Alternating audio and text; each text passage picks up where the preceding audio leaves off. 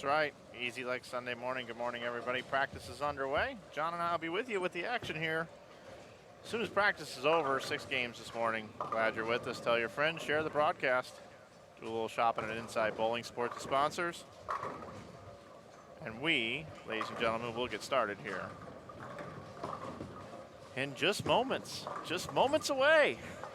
Moments away. If you're looking for standings, they have been tweeted out just a little bit ago. You can see who the players are in the field today at Cadillac XBC here in Waterloo, Iowa. I'm Mike Flanagan. Get ready to strap in.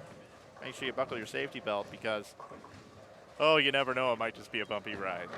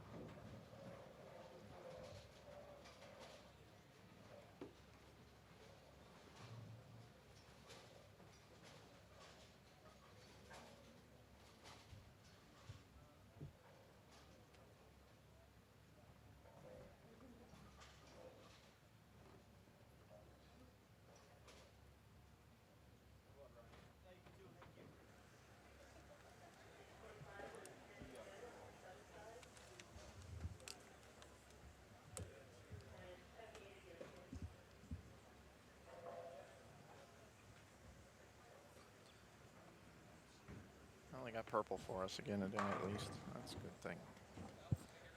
All right, we're looking here, John. Good morning, everyone. Welcome to 2019 February edition of the Infusion Realtors Community First National Bank Open. I'm Mike Flanagan, joined by John Brocklin, just like we were all day yesterday. I guess I got to turn you on. Good morning, everybody. Thank you. So don't count that in your skip like yesterday.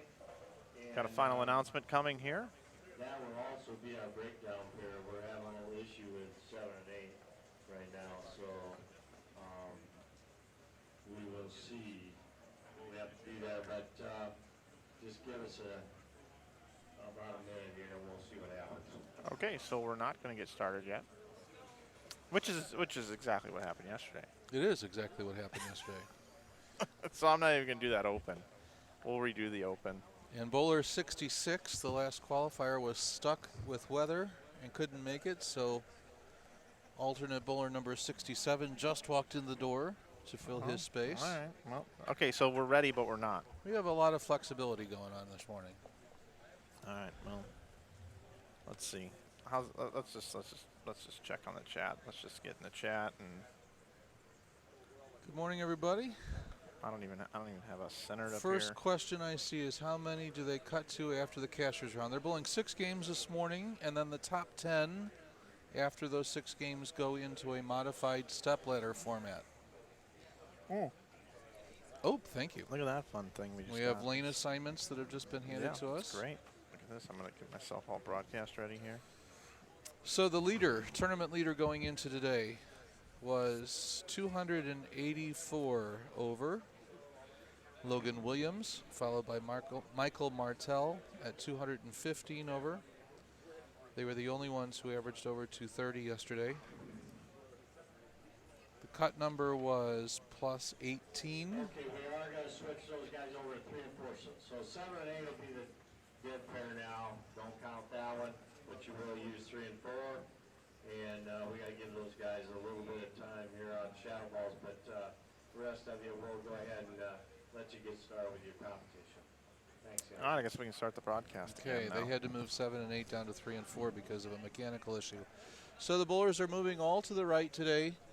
The skipping process to skip 1. Here, let me just reopen the broadcast again. We're going to look here again. Okay. Good morning, everyone. Welcome to the 2019 Fusion Realtors Community First National Bank Open. I'm Mike Flanagan, joined by John Brocklin. Good morning, everybody. We've had 21 games of qualifying, 3 squads, 7 games. That's how we get to 21. Everyone that has advanced is the top third of the field. They're ready to get to the lanes now. We'll take you out there now. Lanes 23 and 24. Fusion Realtors Community First National Bank co-title sponsors of this event. USA Mortgage, Budweiser, Waterloo Convention and Visitors Bureau, the OP Restaurant, Hampton Inn, Ebonite, and Logo Infusion. They all help make this possible to bring you the coverage. Very demanding lane pattern. John will get into that in a moment. But John, what do we have happening here this morning? How many bowlers do we have, and what are we going to see? We have 66 bowlers who have advanced from a total field of 196. They will bowl 6 games this morning. Aggregate total pinfall. The top 10 after that will go into a modified stepladder format. Modified meaning that 7, 8, 9, and 10 positions. 7 bowls 8 and 9 bowls 10, or 7 bowls 10. 7 bowls 10 and 8 bowls 9. Yep. A 1-game match. The winner of each of those then advance into matches with the 5 and 6 place bowlers. Yep. The winners of those matches then determine. They bowl each other. They bowl each other to determine who's number 5. Yep. And then we have a traditional stepladder. 5 bowls 4, winner bowls 3, winner bowls 2, winner Correct. bowls 1, and winner is winner. That'll happen around noon. We hope. Yep, that's right. That's a hope. We hope. Tournament leader going into today after yesterday's qualifying of 7 games was Logan Williams at 284 over, followed by Michael Martell at 215 over. Those are the only 2 fellows in the entire field who averaged over 230. Steve Taylor has picked the 6, 7, 10. Good for Steve. That's a nice way to start the day. The qualifying cut score was plus 18 for 7 games. So they're bowling on something that's rather challenging. It's 38 feet in length, not quite long enough to call long, not short enough to call short. It's at that in-between range where speed makes a big difference. 27.6 overall milliliters of volume. And what else do we know about it? It's 2.06 to 1 ratio outside to center. And I did catch a view of a graph this morning that we did not see yesterday, and it is a symmetrical pattern. So the lefties have exactly the same thing on their side as the righties do on their side. Well, that's new info. Cool.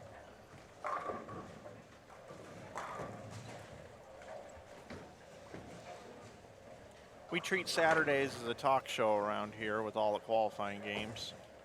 But on Sunday, it's just a different feeling walking into the bowling center. You've got you got the best bowlers in the field now. And qualifying is just barely half over for these guys because, as you mentioned, the pins do carry over.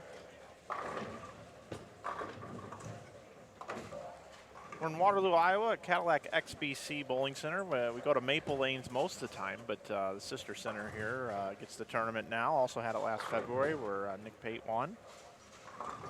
We were talking yesterday, it was the 17th edition of the Fusion. It's actually the 15th.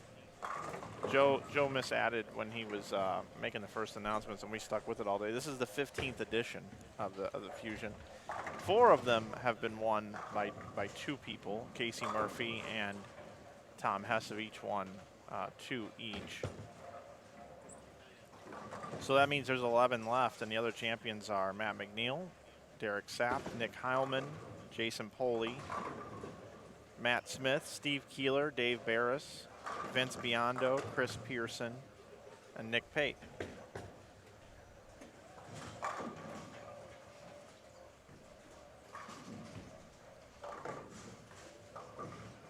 I got the split screen up. Everybody really liked that yesterday, being able to see multiple pairs. We'll make sure we get plenty of that in there today, but looks like the scoreboards up above have shifted a little bit on this particular one, so I'm gonna try to clean those up for you guys.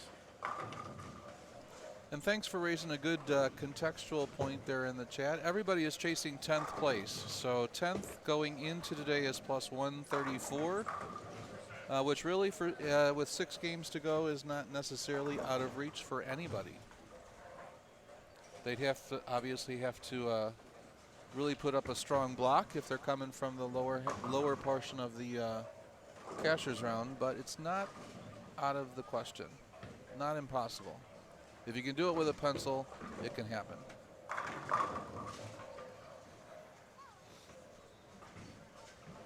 And we have a shout out from St. Louis in the chat asking for some recognition for Tony Resnick back home, who won the Print Craft tournament yesterday at Sunset Lanes with a 789 series. Okay. Nice bowling, Tony. Tony is a college student, bowler at Lindenwood University in St. Louis.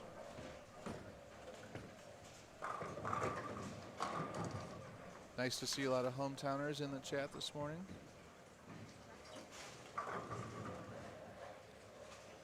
All right, I'm gonna see if this looks better on the scoreboards. A little bit better anyway. Still not 100% to my liking, but it's gonna have to just do right now. If you're in the chat this morning and you haven't done so already, head down there and give us a like under your video frame there.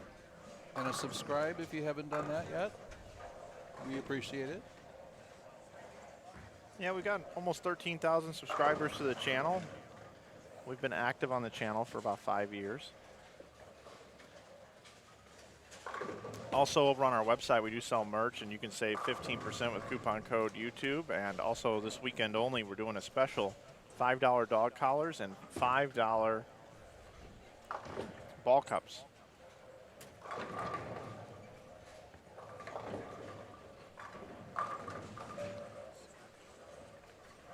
You are looking at 23 and 24 and 27 and 28 this morning. On 23 and 24, we have Andy Bulow, Steve Taylor, Shannon Buchan, and Dwayne Kiltz. And on 27 and 28, we have Terry McKinney, Justin Weber, Rafael Pizarro, and Seth Sycama.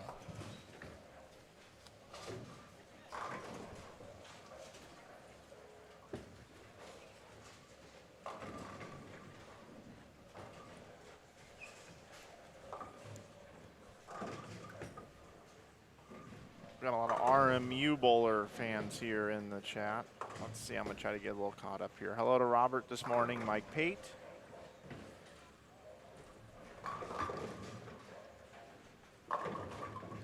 Brad Moore, no, Brad Miller and I have not bowled holiday doubles for a couple of years now.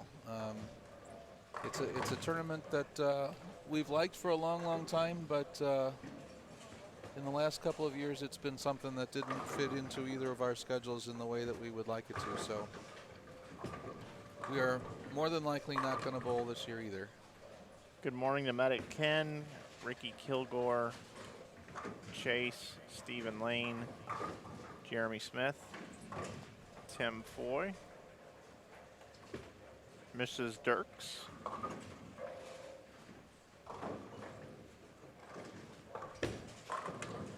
Oli Boy is back. David Justice is here as well. Kyle Clark. Kyle Clark couldn't make it today. He says, good luck, everyone, but I couldn't make it, but I still have my life. That's very good. Yeah, it says his car is in a drift on Highway 21. Glad that you're okay, though, Kyle. And hopefully the car is okay and just stuck someplace, not damaged.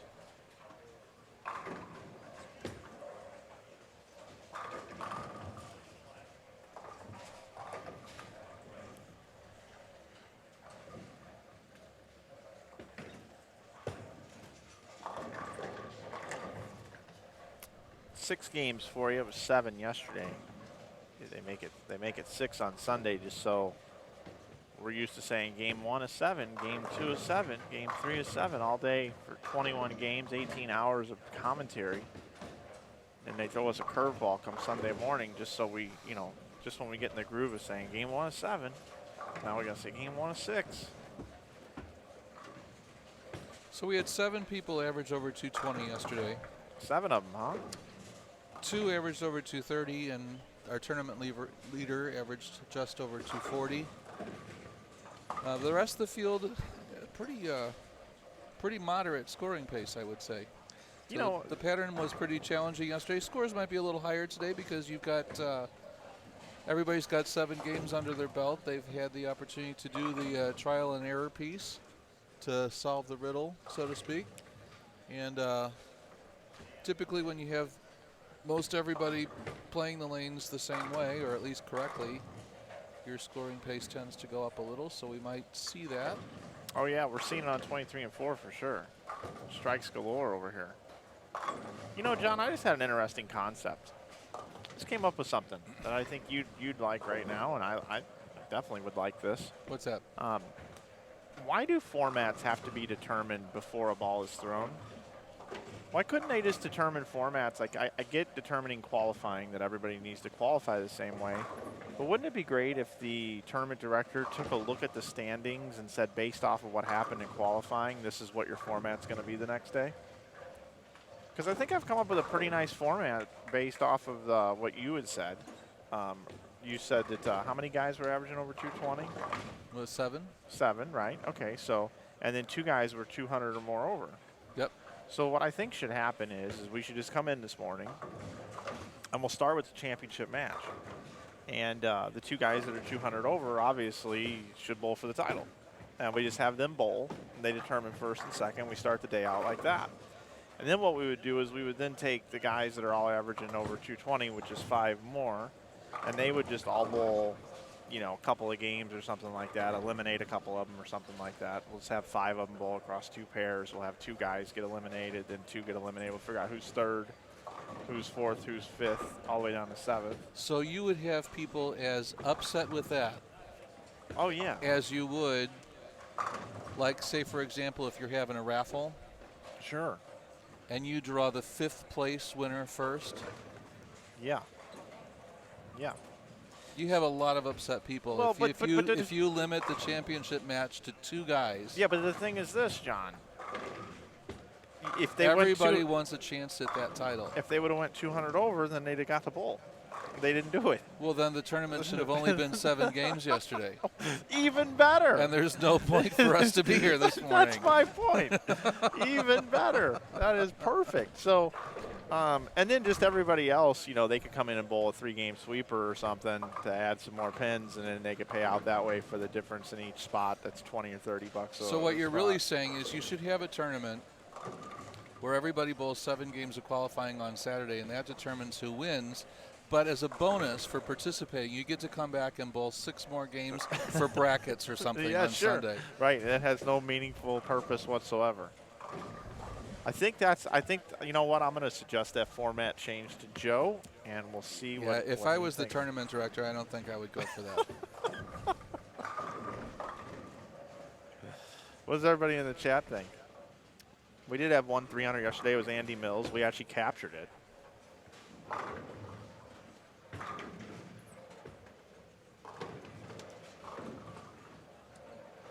Good morning, Benny Barnwell. Same to you, buddy.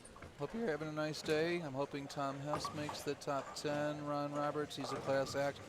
Yeah, he was enjoyable to have in the booth last night. That was a nice, good, enjoyable conversation. Miller and Kyle Sherman are joined at the hip. They're doing a lot of good work. You have to give them credit for, and working really hard at their games too. Both having a solid year so far on the tour for 2019. Good things going on with their YouTube channel, Brad and Kyle. Thanks, FF Bowler. It's good to have you here this morning. You know, people do show up on Sunday. We got 290 watching already. That's awesome.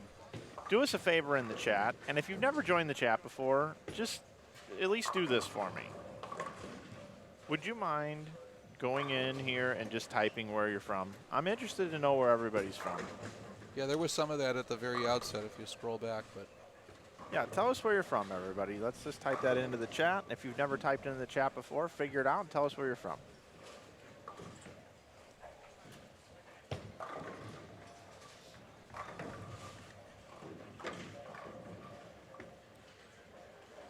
Want to give a shout out to Kenny Seymour, who's watching this morning. Morning, Kenny.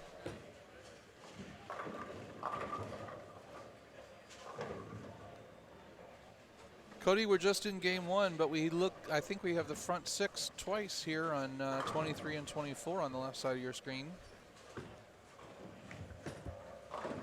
Pennsylvania, Tennessee, Minnesota, Iowa, Virginia, Georgia, Illinois, New Jersey, South Carolina, Tennessee, Ohio, Iowa, Joliet, Illinois, Pekin, Illinois, Rockford, Illinois, New York Capital Region area, Schaumburg, Illinois, Minnesota, Chicago, Peoria, Cleveland, Bluefield, Iowa, Dayton, Minnesota, Sigourney, Iowa.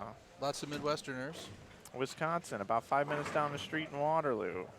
Minnesota, I'm from San Diego. Toledo, Ohio, California, Elko, Minnesota, Birmingham, Alabama, Phoenix, Arizona, Bismarck, North Dakota. Let's see, Spring Grove, Minnesota. Mike, I'm a Cub fan. Do I need to say anything anymore? Nope, not at all. Indiana, Lake St. Louis, Illinois, Lexington, Kentucky, Benton, Iowa, half hour south of Waterloo.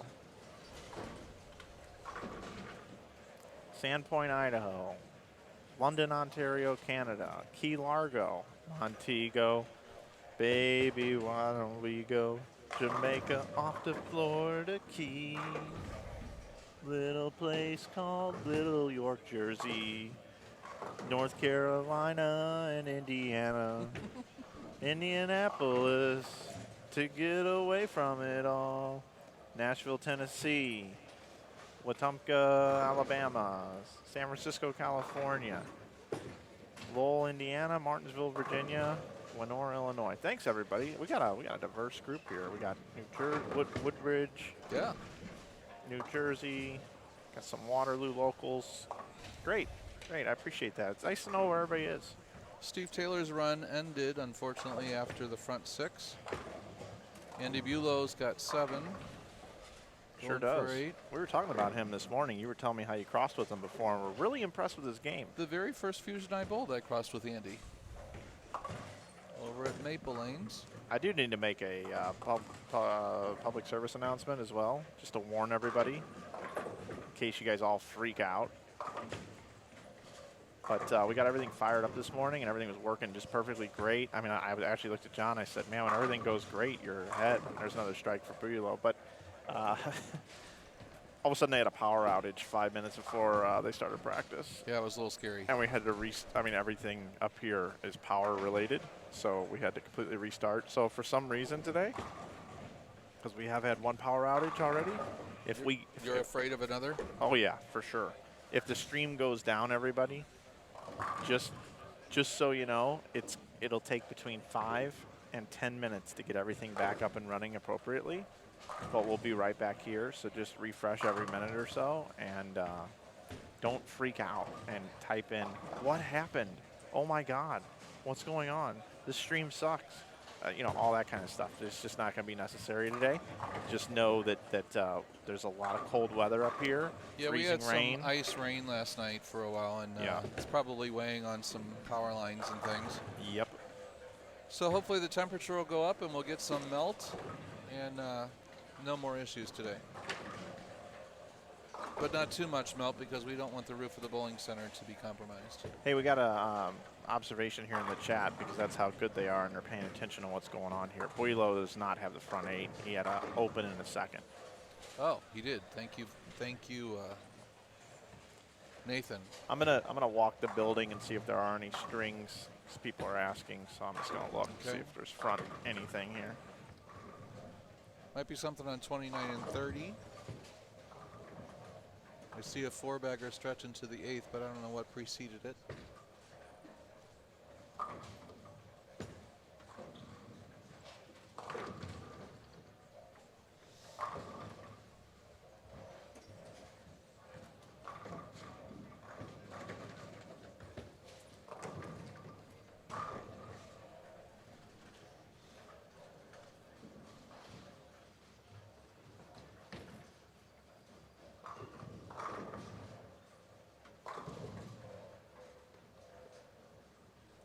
Yeah, Scott, it is windy here. I think the gusts were up to about 20, 25 this morning.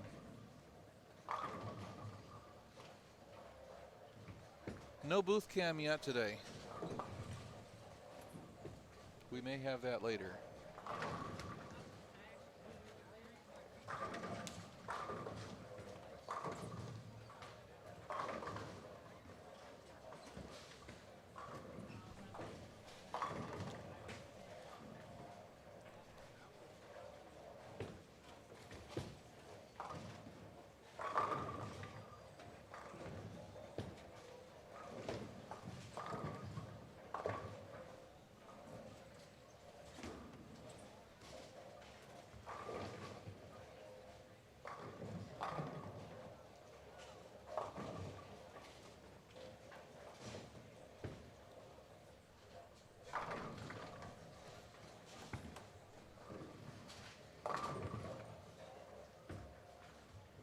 Will Brandon Mooney is down on 17 and 18, and the telescores down there are the old ones, which are very difficult to read, so I'm not really sure what he has going on. It's a little bit They're farther than I upgrading can for see. a reason.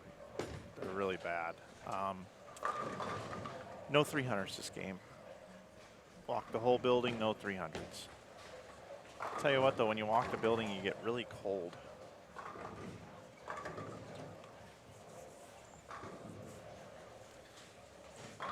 Medic Ken said yesterday you discussed the possible Hall of Famers upcoming on the PBA. Who do you think has the best chance of the Triple Crown?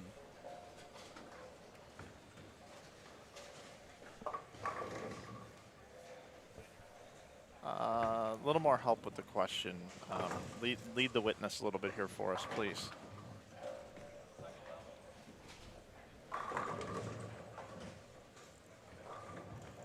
Anthony Simonson, I mean, that would be the first one. We were talking about under 30 PBA bowlers and who could be potential Hall of Famers. Some already are eligible. E.J. Tackett, for instance. Brad Moore, Tommy Barnwell's down on 11 and 12, and that's beyond where we can see at this point, too.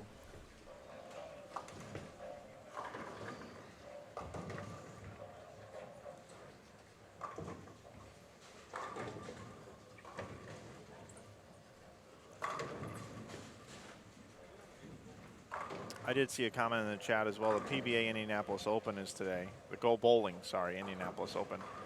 And that's going to be at 2 o'clock Central Time. And people were wondering if we would be done by then, and we will not. We'll probably be in the 4 versus 3 match at that point in time. So hopefully you will turn that on TV, mute them, and watch and listen to us.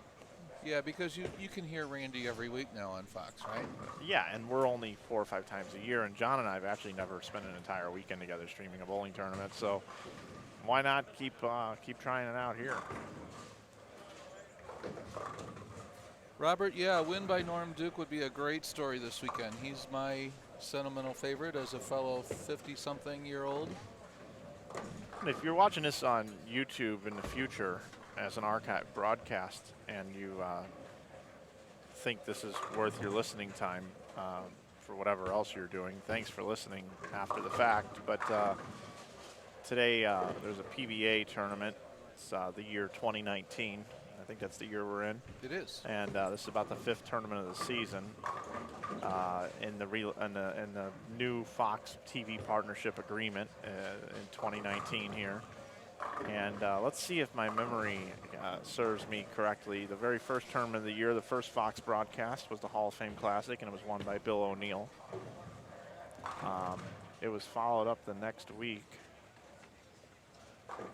by which tournament, John?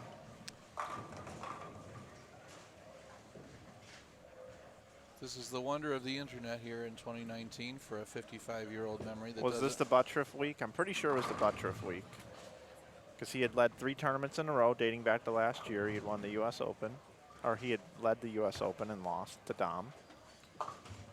Hall of Fame Classic was followed by the Oklahoma Open in Shawnee, Oklahoma.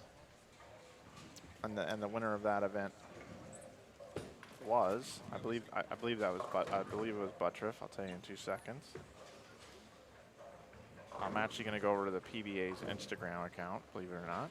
You should go follow it. Jacob Buttriff won the Oklahoma Open. Buttriff. Then it was followed up by the Roth-Holman doubles, and it was Matt Ogle and Sean Rash took that one home.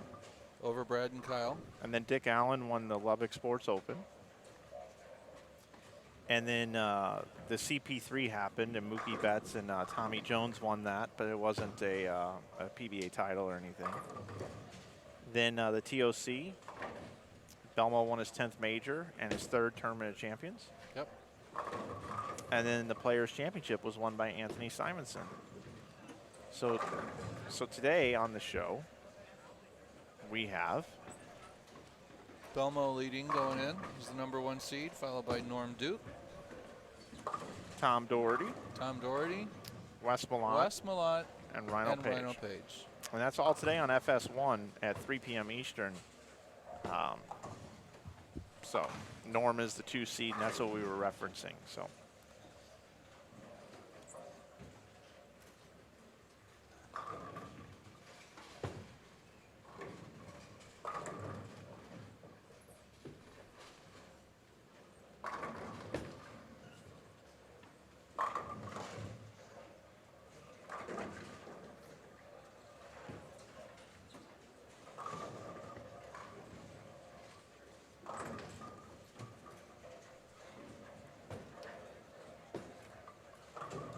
I often talk about that stuff, John, you know, with this whole archiving of footage and being able to go back and watch and stuff like that, like, you know, it's what, 2019? To be mindful of somebody that might be watching 20 years from now? Yep. Yeah, or even 100 years from now, too. I think about that, too, 2119. I mean, I'm long gone. But if somebody here determines 100 years from now that this is worth watching, if you're watching this in Sunday, February 24th, 2119. Which may or may not be a Sunday, unless you're really. Oh, that's true. That's a good point. Yeah, I'm not that big of a savant. Wouldn't that be great, though, if it actually is a Sunday? Somebody in the chat figure out if February 24th, 2119 is a Sunday. Somebody will figure that out for us. Anyway, the point I'm making here is if you're watching this right now, February 24th, 2119, Look over your right shoulder because I'm in the room with you right now. And the largest object in the room, I'm going to move or knock it over right now. Don't freak out. I'm doing it just out of pure wanting to mess around. I'm not going to stay in your house or haunt you. I'll go somewhere else. Unless you're a gorgeous, beautiful woman. Then I might be back. As ridiculous as that is.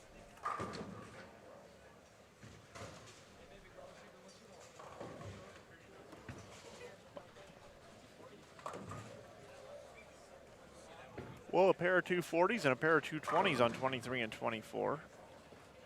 192, 223, possible 206 with big strikes there. I'm sorry, 176 possibility. Keep adding an extra frame here for some reason. 212. I'm also looking around. I see a 206, a 244, a 165, a 213, a 196, a 169. And I also see 187 and 205. Heavy weapon, any PBA pros in this? Yes, Tom Hess and Nick Crummell and Tim Foy. Three that I know of bowled the last couple of national tour stops. Made their way over here to Iowa to bowl this weekend.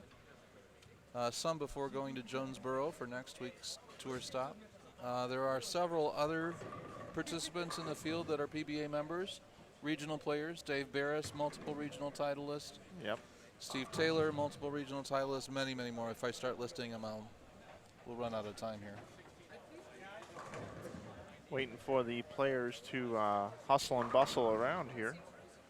It's gotten cold in the building. I'm putting on my misdemeanor Elliott. Yeah, as you see people moving around, everybody is moving to the right today. They're skipping one pair after the first game, then skipping two, then skipping three, then back to skip one, and then skip two. I don't know why I find that so funny, John. The misdemeanor Elliott jacket. I have no idea why you find that so funny. I don't know, but I really do. I find it hysterical. I really do. All right, well, let's see. We've got, we're going to take you to 23-24, where we don't have a 10-pin swept off yet from the 10th frame of the last game, but we already do have a strike delivered on lane 23 for letter C. Interesting. So, yeah, I mean, this pair here has just got all kinds of stuff going on, and that's the excitement that we have here in bowling.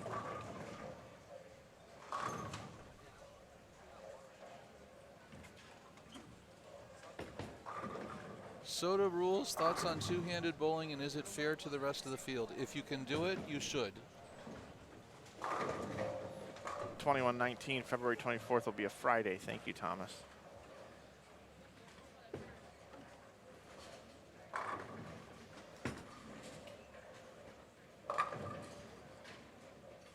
As was pointed out in some of our conversations yesterday, the vast, vast, vast majority of people who bowl have two hands on the ball at some point in time on the approach. Yep.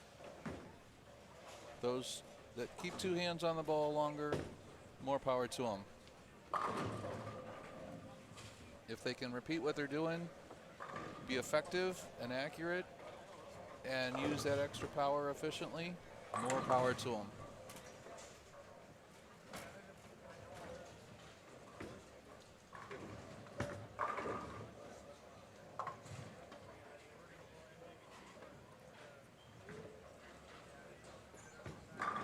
I'll weigh in on the two-handed thing one time. I'll give you a one-time hot take here.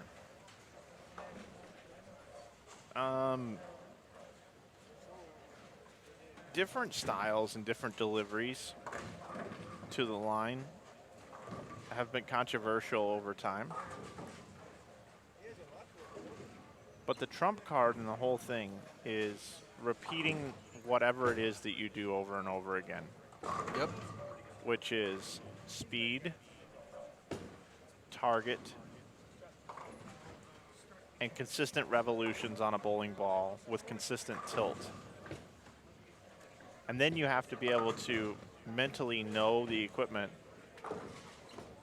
and have the correct piece of equipment in your hand and be smart that way as well. So that's what makes up a perfect bowler, in my opinion. So when you go through the past, there were, I don't remember the gentleman's name, but there was a two-handed bowler 20 years ago. From Texas, I believe. Yeah. If the style trumped everything in bowling, we wouldn't be talking about Walter Ray Williams Jr. versus Earl Anthony right now as the most amount of titles, because he was two-handed. And if it's that much of an advantage, especially back then when the bowling balls didn't have, they weren't modern-day missiles that could change direction because of imbalances of the weight blocks and the porous cover stocks, that guy, it should be no argument that he's the greatest bowler of all time because he threw it with two hands. Yeah. Kelly Kaufman bowled on tour and had the highest rev rate for a while. And Kelly Kaufman never won a tour title. Okay? Mike Miller had success on the professional tour. He didn't put his thumb in the ball. He created revs by not putting his thumb in the ball. Mike Miller is not in the conversation with Walter Ray and Earl Anthony. They're not in the same conversation.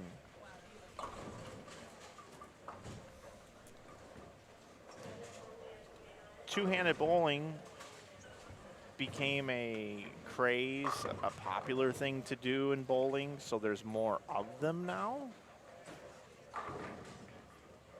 Chris Vi is a two-handed bowler, member of Team USA. When he went out on tour, and he's bowled at least a dozen tour stops, he hasn't made a television finals, and he's a tremendous two-handed bowler.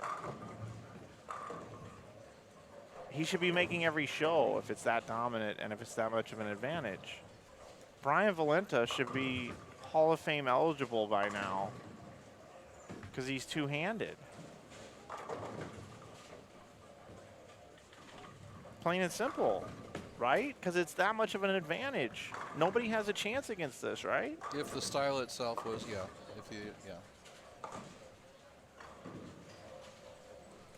Why would Wesley Lowe even waste 4 years in college when he could just have gone straight to the tour and dominated because he's two-handed and he's left-handed? Right? That's the double whammy. I mean, you might as well just hand the check to him before he walks through the door. Because that obviously is the only reason why the guy's any good. I mean, nothing else matters. I mean, as soon as there's 24 two-handers on tour, you might as well just try to finish 25th if you only throw with one hand. It's a battle for 25th. I mean, come on. So anyway, that's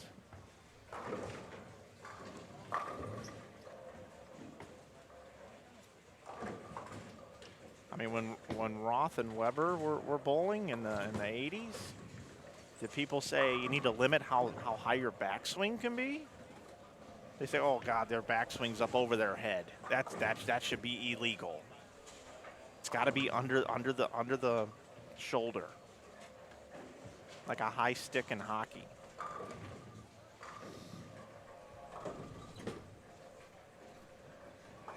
Good debate, gets people talking about bowling, but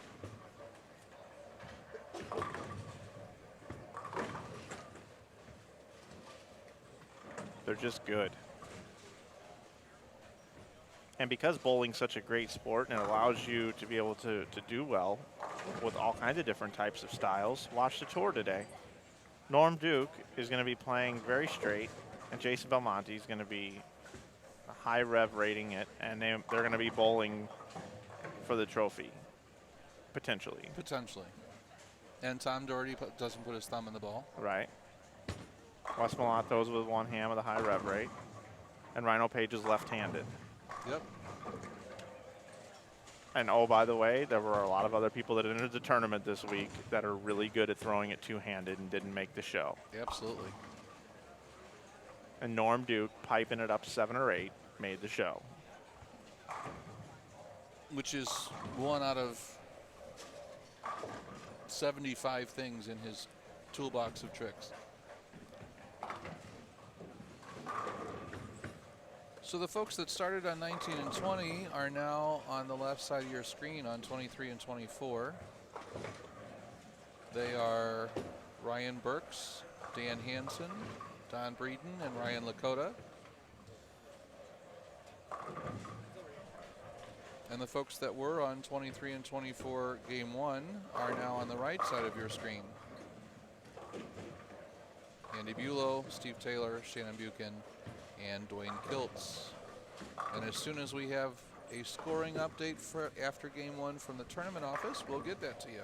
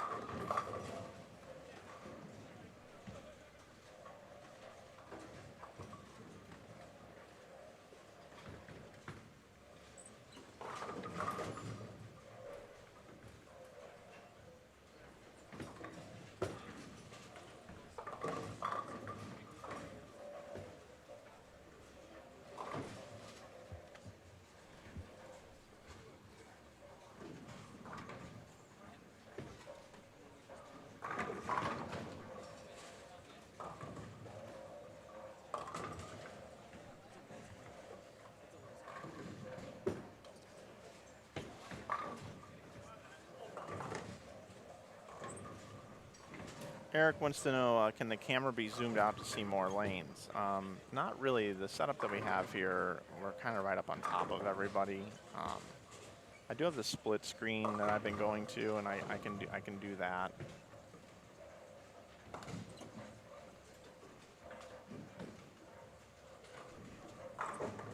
Bring in 27 and 28 now. It's got the guys that we started with, Kiltz and Taylor and Wheelo and Buchan.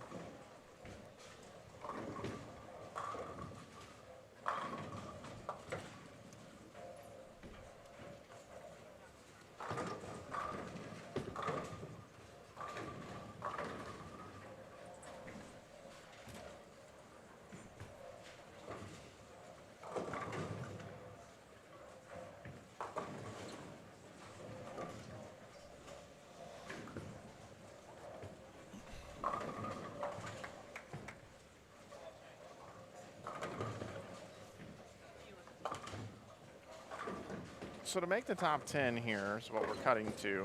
134 was the number coming in.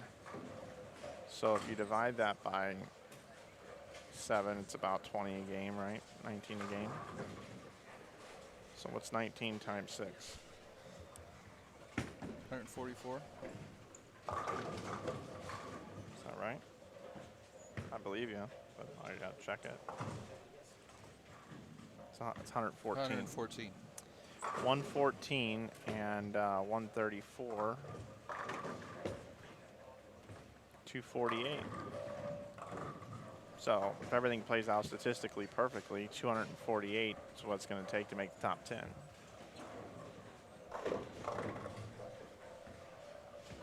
If life goes by the numbers.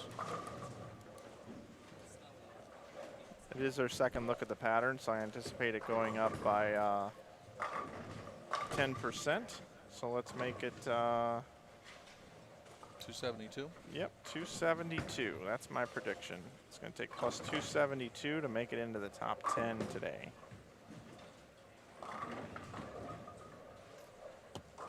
There you have it. Good morning, Sue. Hope all is well back in Urbandale this morning. So yeah, John, 272 is going to be that number. We'll leave the stream on. Everybody can watch and do the scores themselves. We'll be back just to swap out the graphics every game. And thanks for watching, everybody. We'll see you at the finals. Plus 272 is the number. It's the chase. We'll see you later. Time for some coffee.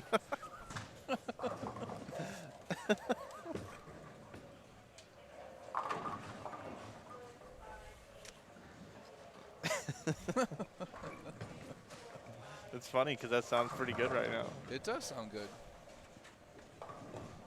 I'm sure he's got some made.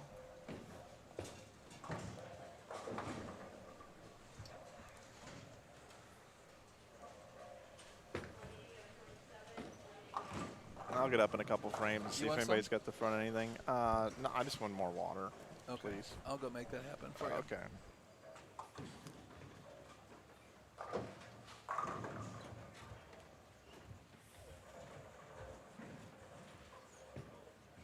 Like John said, we will have a standings update here in just a moment. They'll have it for us. Won't be long. Hope everybody's doing well today on this Sunday. Who's ready for some warmer weather? I do like the winter and all, but man, it has been kind of cold here. Every morning getting up and doing this.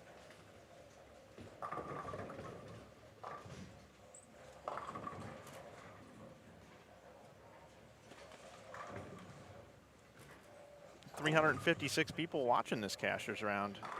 It's more than we had all day yesterday at any given point.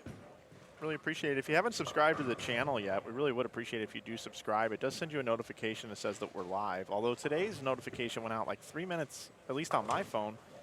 Came out 3 or 4 minutes after we went live. It was a little bizarre. YouTube was running slow this morning, I guess. Also, if you hit a like down below, we certainly do appreciate that. And as we mentioned, we do have merch on our store website, and there's not a lot of margins in it or anything. I have a third-party company handling everything for me, but they're a really nice shirt, and we've also got some Pro Shop items and things like that. And you can save 15% with that coupon code.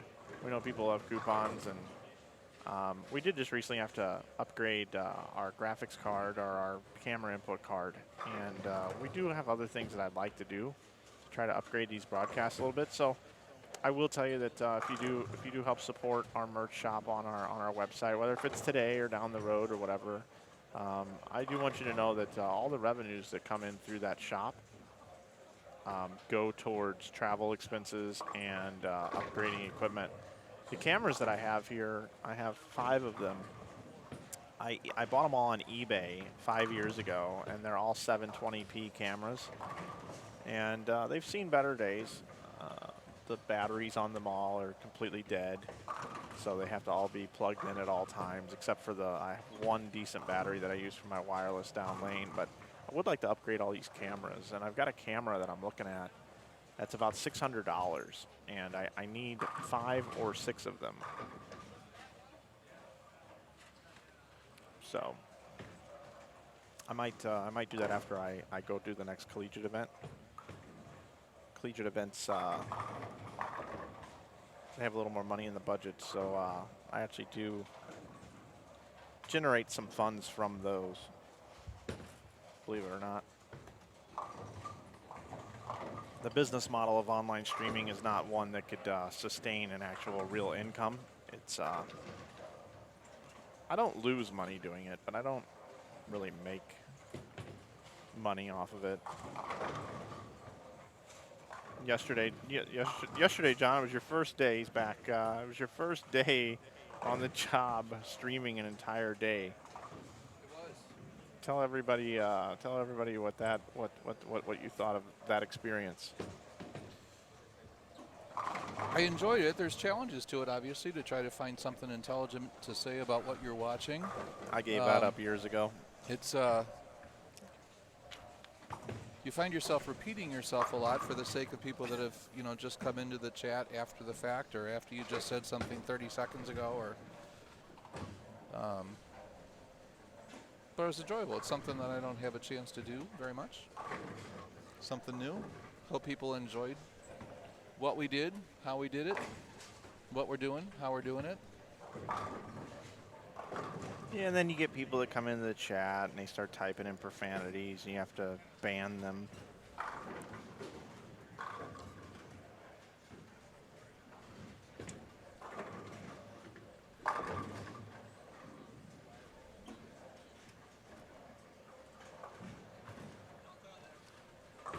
Got standings after the first game, John. Okay.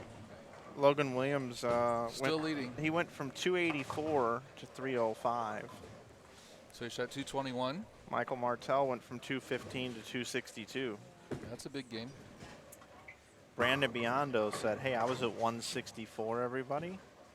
Now I'm at 220, and I'm in third. That's a very good start. Ryan Zagar, he, where was Zagar? He was 103 over and said, you know what? I'm going to shoot 279. I'm 182 over. I'm in fourth place. Awesome. Nick Crummell is still fifth at 175 over. He bowled 220. In sixth is Billy Hibbert. He's at plus 172. He bowled 202 the first game. Dave Levinsky is in seventh. And David, he was at plus 130. Now he's at plus 165. So 235 start for Levinsky. Dave Barris is in eighth. And he jumped from 16th. He was at plus 115 up to 160 now. And then Daniel Carlson is in ninth. And Daniel was in, I'm spacing, I don't see his name. Oh, he was in seventh at plus 141. He's at plus 156 in ninth. And then Matt Payne is in 10th right now at plus 154. And Matt, he bowled 210 and went from 6th to 10th. So he bowls 210 and drops 4 spots. On the outside looking in is Rob Warren, 10 pins back. 18 pins back is Kyle Anderson.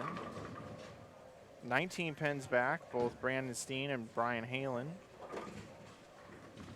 21 pins back, Caleb Baker. 25 pins back of 10th, Victor Cortez Jr. He's in 16th.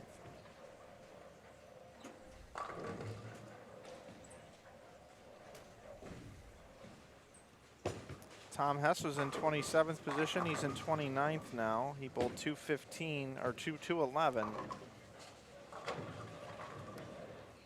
Is that right? Tom Hess bowled 211 and dropped 2 spots. Wow. Ron Roberts, the finals are a modified stepladder. So if you make the top 10, what happens first is that the person in 7th bowls the person in 10th, and the person in 8th bowls the person in 9th. And the winner of those 2 matches go on to bowl the bowlers who are 5th and 6th. The winners of those 2 matches bowl each other to determine who is 5th. And then 5 bowls 4, winner bowls 3, winner bowls 2, winner bowls 1, winner is winner. Yeah, the top 4 are just like any sort of traditional tournament when you cut to a stepladder. It's the 5th through 10th that is extremely complex.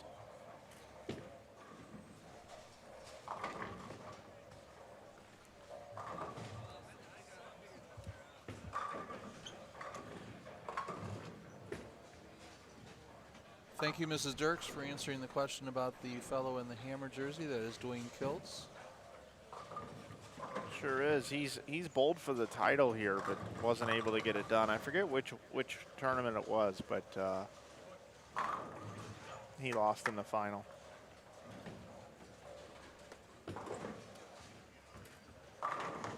Good morning to you too, Jim Miller.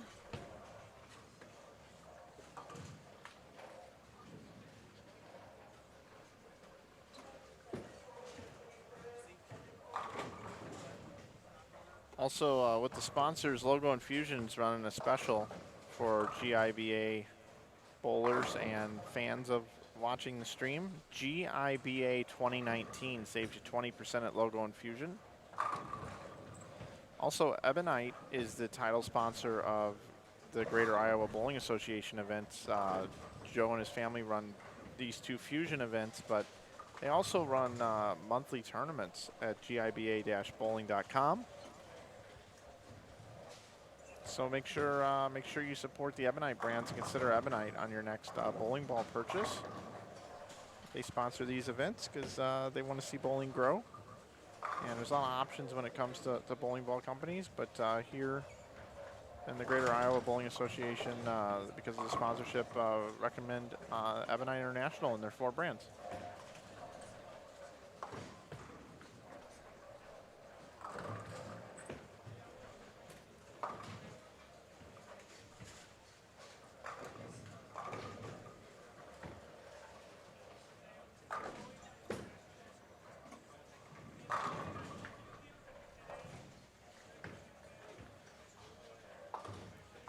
It's unusual to see Don Breeden with 65 in a fifth. That is unusual. And he And just missing missed a a 7-pin. missing a 7-pin is even more unusual. Don is a solid player. Must be a little out of sorts this morning, maybe.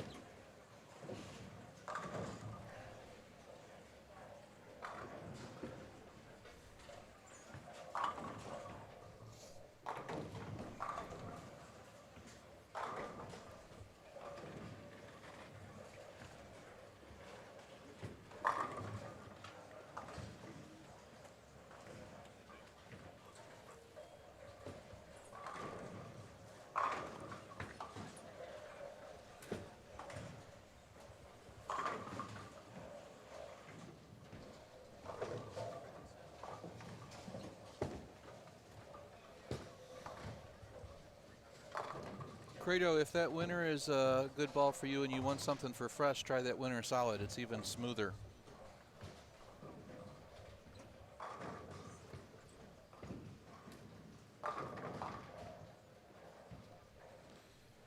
Eric, the tournament leader is Logan Williams, followed by Michael Martell. Brandon Biondo, Ryan Zagar, and Nick Crummell are your top 5.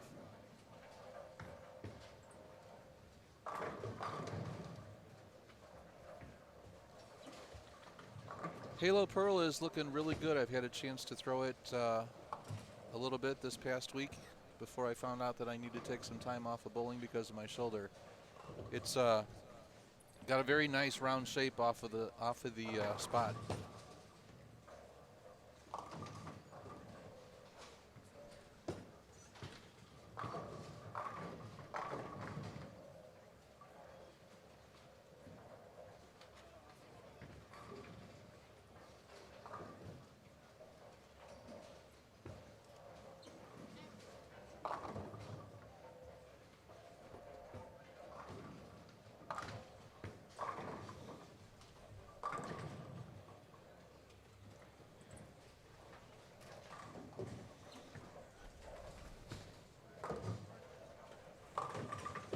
There will not be a 300 game in game number 2, John. All right. I can confirm that. I saw with my own 2 eyes as I walked up and down this bowling center. 36 lanes to be exact.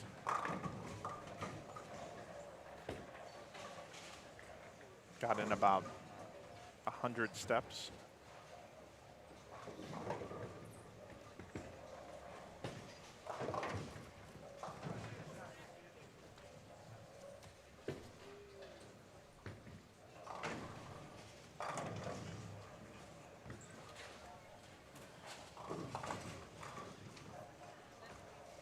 Good morning, George M. from Tucson. Thanks for joining us.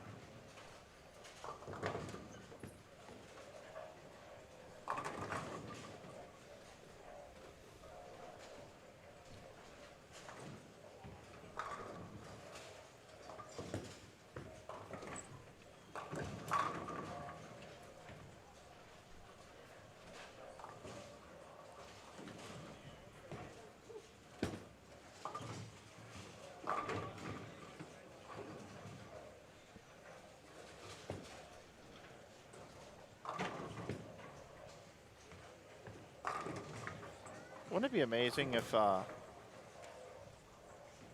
this broadcast was so big that we got paid to like endorse things on other channels? That would be something. An example of that would be something like this. Don't forget, everybody, Monday night, season 16 premiere of The Voice on NBC. Mondays and Tuesdays at 7 Central, 8 Eastern. Host Carson Daly will take you through several young up-and-coming artists. This year's coaches, Kelly Clarkson, John Legend, Adam Levine, and Blake Shelton welcome newcomer John Legend. Monday and Tuesday nights coming up this spring. Is that what it would be? Spring season?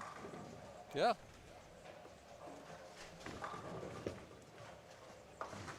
I gotta say I enjoy that show. Yeah, it's good. It's a good show. I wish more artists really came out of the show, though, like that actually made it big. Something I still think American Idol from 20 years ago was takes the cake. Kelly Clarkson's a perfect example, huh? Yep, and Carrie. So why do you think that is that doesn't happen?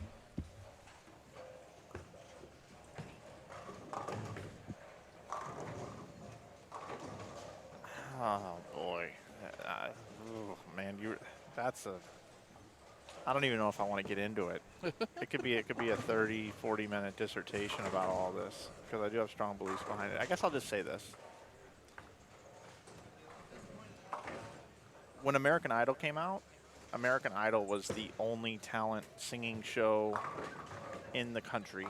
It was the Kleenex of talent singing shows, so to speak. The Post-it note. It was it. And now there are too many. There's competition. It's been watered down. Yeah, X Factor. Yeah, X Factor. America's Got Talent has singers on it, and then you have. So You Think You Can Dance.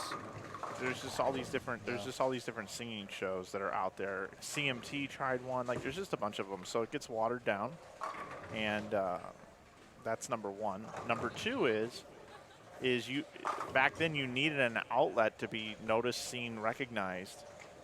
Currently, right now, Kevin Williams, who's a bowler. Yep. He's a rapper as well. Yep. He's going into the studio, making his own music, and then he's releasing it himself on Right. YouTube, Spotify, iTunes, all these sorts of things. So he, in the past, he may have said, "Oh, well, I need to go on this show to have anybody hear me," and now you can almost distribute it yourself. So I just think the whole thing has changed a lot. Kevin's got some nice stuff out there, actually, and my rap is not one of my personal favorite things to listen to, but Kevin's got some intriguing lyrics to some of his stuff. And If you want to be a bowler supporting bowlers, check Kevin's stuff out. I'll also give you a tease, everybody, tomorrow on the Columbia 300 YouTube channel and on the Columbia 300 Facebook page and on Instagram TV. We are dropping a new video for the Savage Life Bowling Ball that has a rap song by Kevin Williams performed, and the video is starring Diana Zavilova and Kevin Williams for a song called Savage Life, and that'll be debuting tomorrow. And my guy Corey Ruiz, who works with me, went and shot the video and edited and produced the video. Kevin produced the music, the original music, and it'll be out tomorrow. Looking forward to that.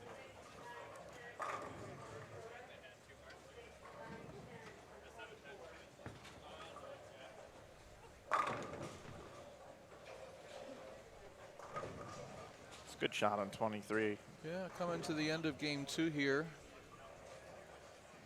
I don't see any big games right to left here. What does bowler B have there?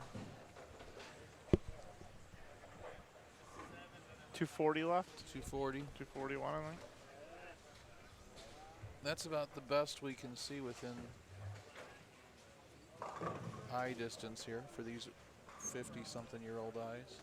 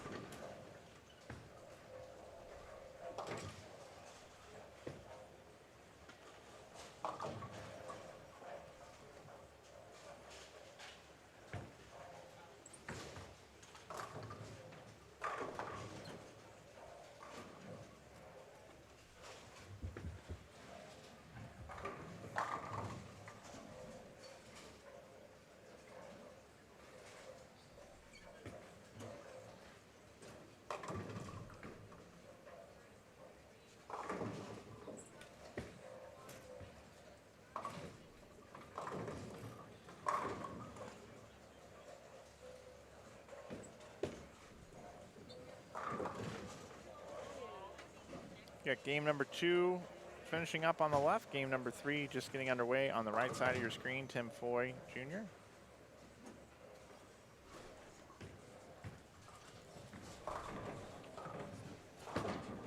Who's he bowling with? Kyle Kroll, Dakota Solanka, and Brandon Mooney.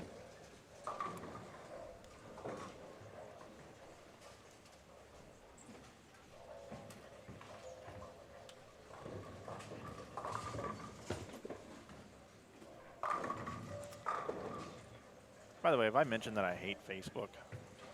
No, not this morning you haven't. Okay, all right. Well, I hate it. Is it locked up on you? It just doesn't ever want to load. You have to refresh. It just sucks. I'm trying to send a message. Huh. I wonder if it's because of the laptop. Too busy? I don't think so. Because I'm not having an issue over here. Facebook just sucks. Okay, Mike. Get it out, man. It does. I mean, Don't hold it. Should I get you some coffee? Don't hold it in. It's my livelihood, and I just cannot stand dealing with this. Instagram doesn't do this to me. Neither does Twitter.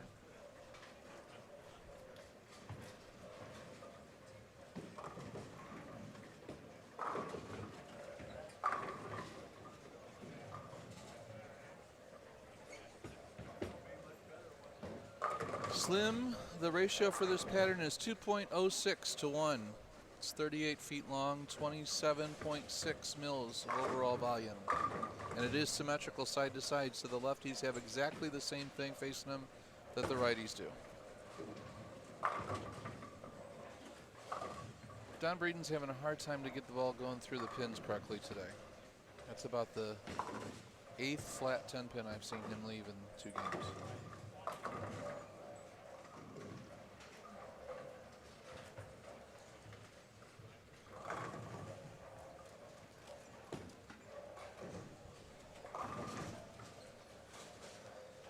All right, I can officially switch the graphic over now.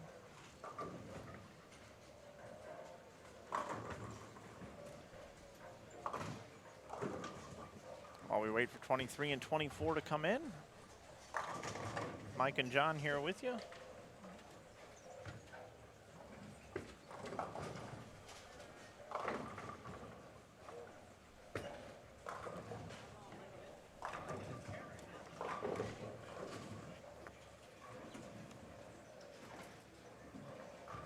Hey, Jake Gens, I didn't recognize you as Slim. Oh, Slim Genzi. I was thinking Gen Z. I don't know why. How are you, Jake?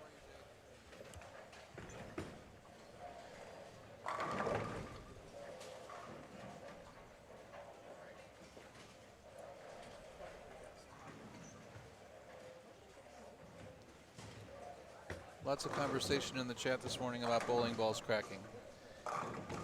Happens a lot with the materials people use these days to build bowling balls and make them do what they do. If you want them to be durable and go straight, you can do that. Make sure that you store them properly, keep the temperature consistent, keep them away from porous substances like cloth, wood when you store them. Some people say rotate them regularly so the weight block doesn't get stressed against the core, against the shell.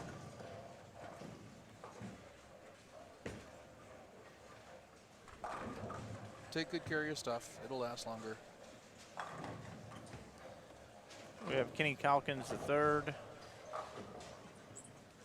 Tom Hess, Quentin Bolin, and Jonathan Shallow, right?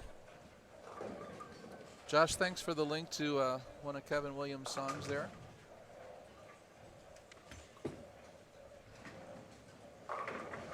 Give his stuff a listen, guys. Support a fellow bowler.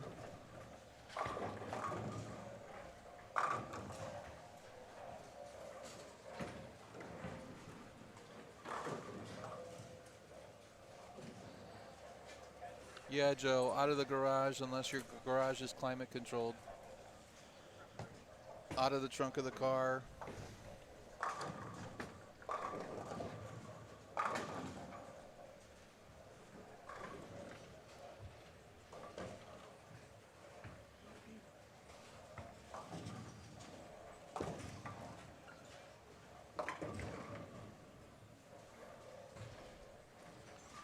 I have a feeling that 23 and 24 is hooking more than what these guys have come from. Everybody's gone high on that pair so far.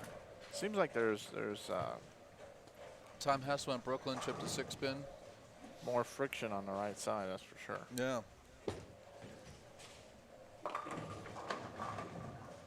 We haven't had any heavy-handed people start on that pair, though. Shouldn't seem that out of the ordinary. And I didn't notice that yesterday necessarily about that pair as people were starting. One of the oddities of bowling, always responding to an unknown, invisible field. Hess is throwing it better today. Yes, he is. His timing's better. Yeah.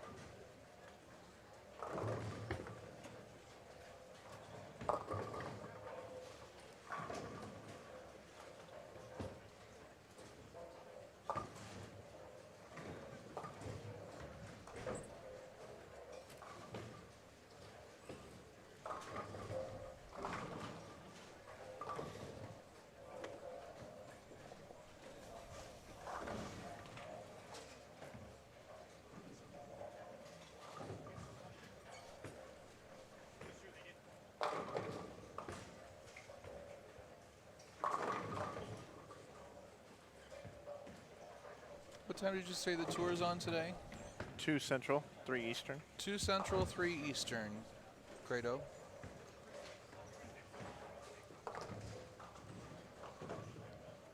George M., we talked to Tom at length during C-Squad last night, and he talked about the program that he's on.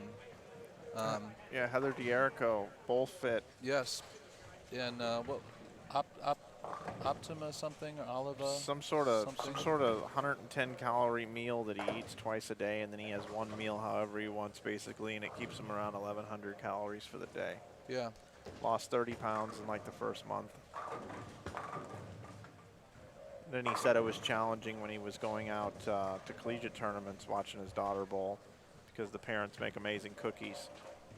And then being on tour, he was having a hard time sticking to that too because those 110 calorie or 110 calorie power bars or whatever were not enough to get him through a block. So he had to modify a little bit. And he's looking to add some exercise once he's ingesting enough protein to burn off. But yeah, he is looking good and feeling better too, he says. It's the first thing I saw when I saw him on the approach. I said, Hess has lost some weight.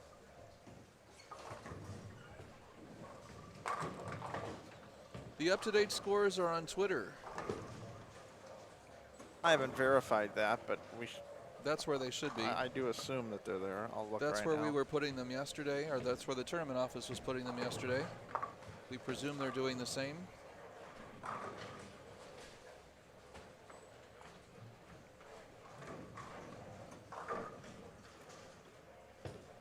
Agree with you, Ron, about the water, for sure.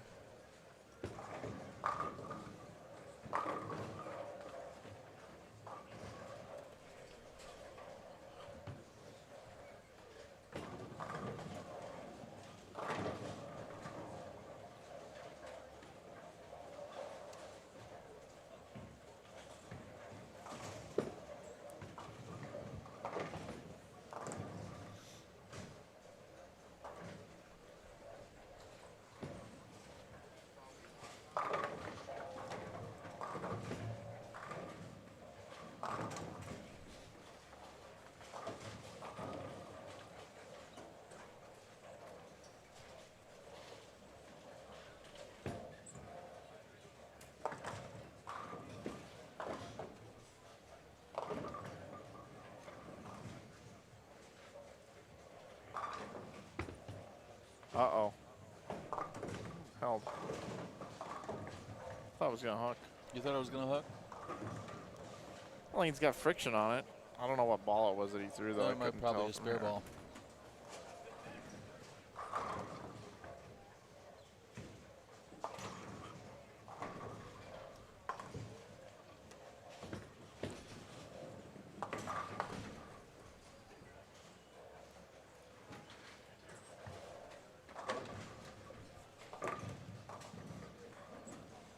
I've just been looking around at there for a second. There were like, in 14 lanes, there were 9 spares up at one time. The bigger scores are coming from the lower end of the center this morning. And it's not because all of the leaders are down there, because that's not the way they organized the lane assignments. Everybody's kind of mixed together. Kenny Calkins bowled really good here. I think it was last year. It was. I think he led the tournament. Lost to Nick Pate, I think.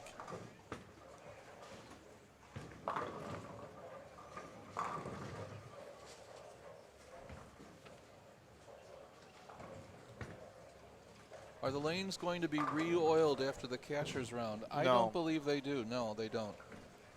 And they never have before, so.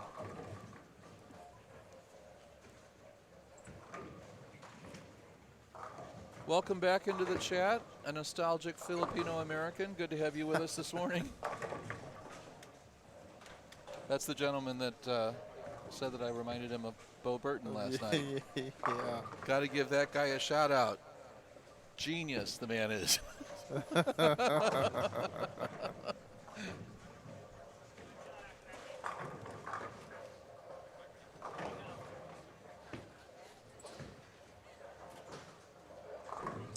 Thank you, ma'am. Scoring update after game 2, everybody. Logan Williams is still your leader. He is now plus 313, which means he had 208 the second game. Michael Martell still in second at 273, so his second game was 211. Brandon Biondo still in third. He is at plus 255 after a 235 game. Brandon's having a solid morning.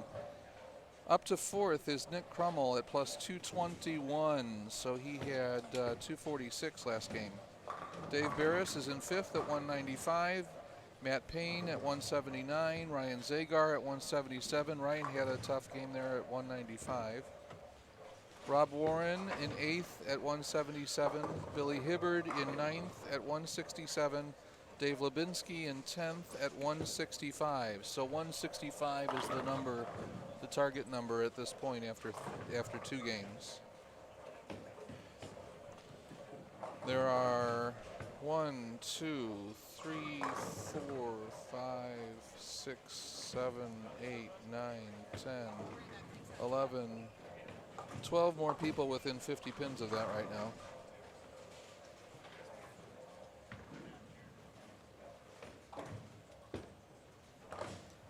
Matt McNeil making a little bit of a move today. Started at plus 19. He's now plus 76. Having just qualified 1 over the number. Yep, just barely. He was saying this morning that he felt if he didn't qualify, it was going to be time to retire from bowling. A little bit of melodrama there from Matt McNeil early on a Sunday over coffee and breakfast. Tom Hess for local fans is at plus 92 in 27th. Still within shouting distance with 4 games to go.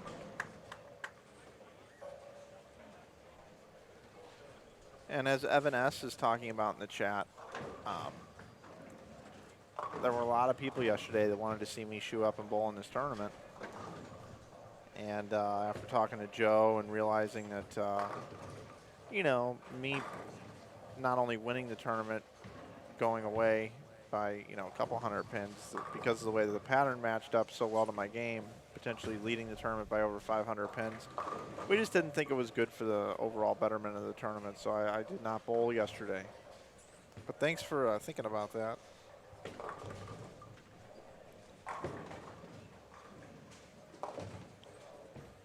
Benny Tommy Barnwell is currently in 16th at plus 127.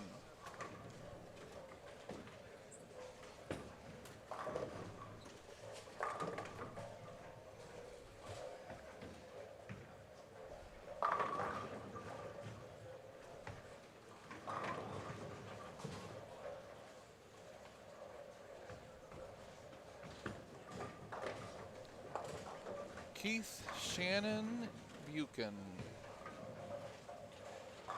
is currently in 29th at plus 89.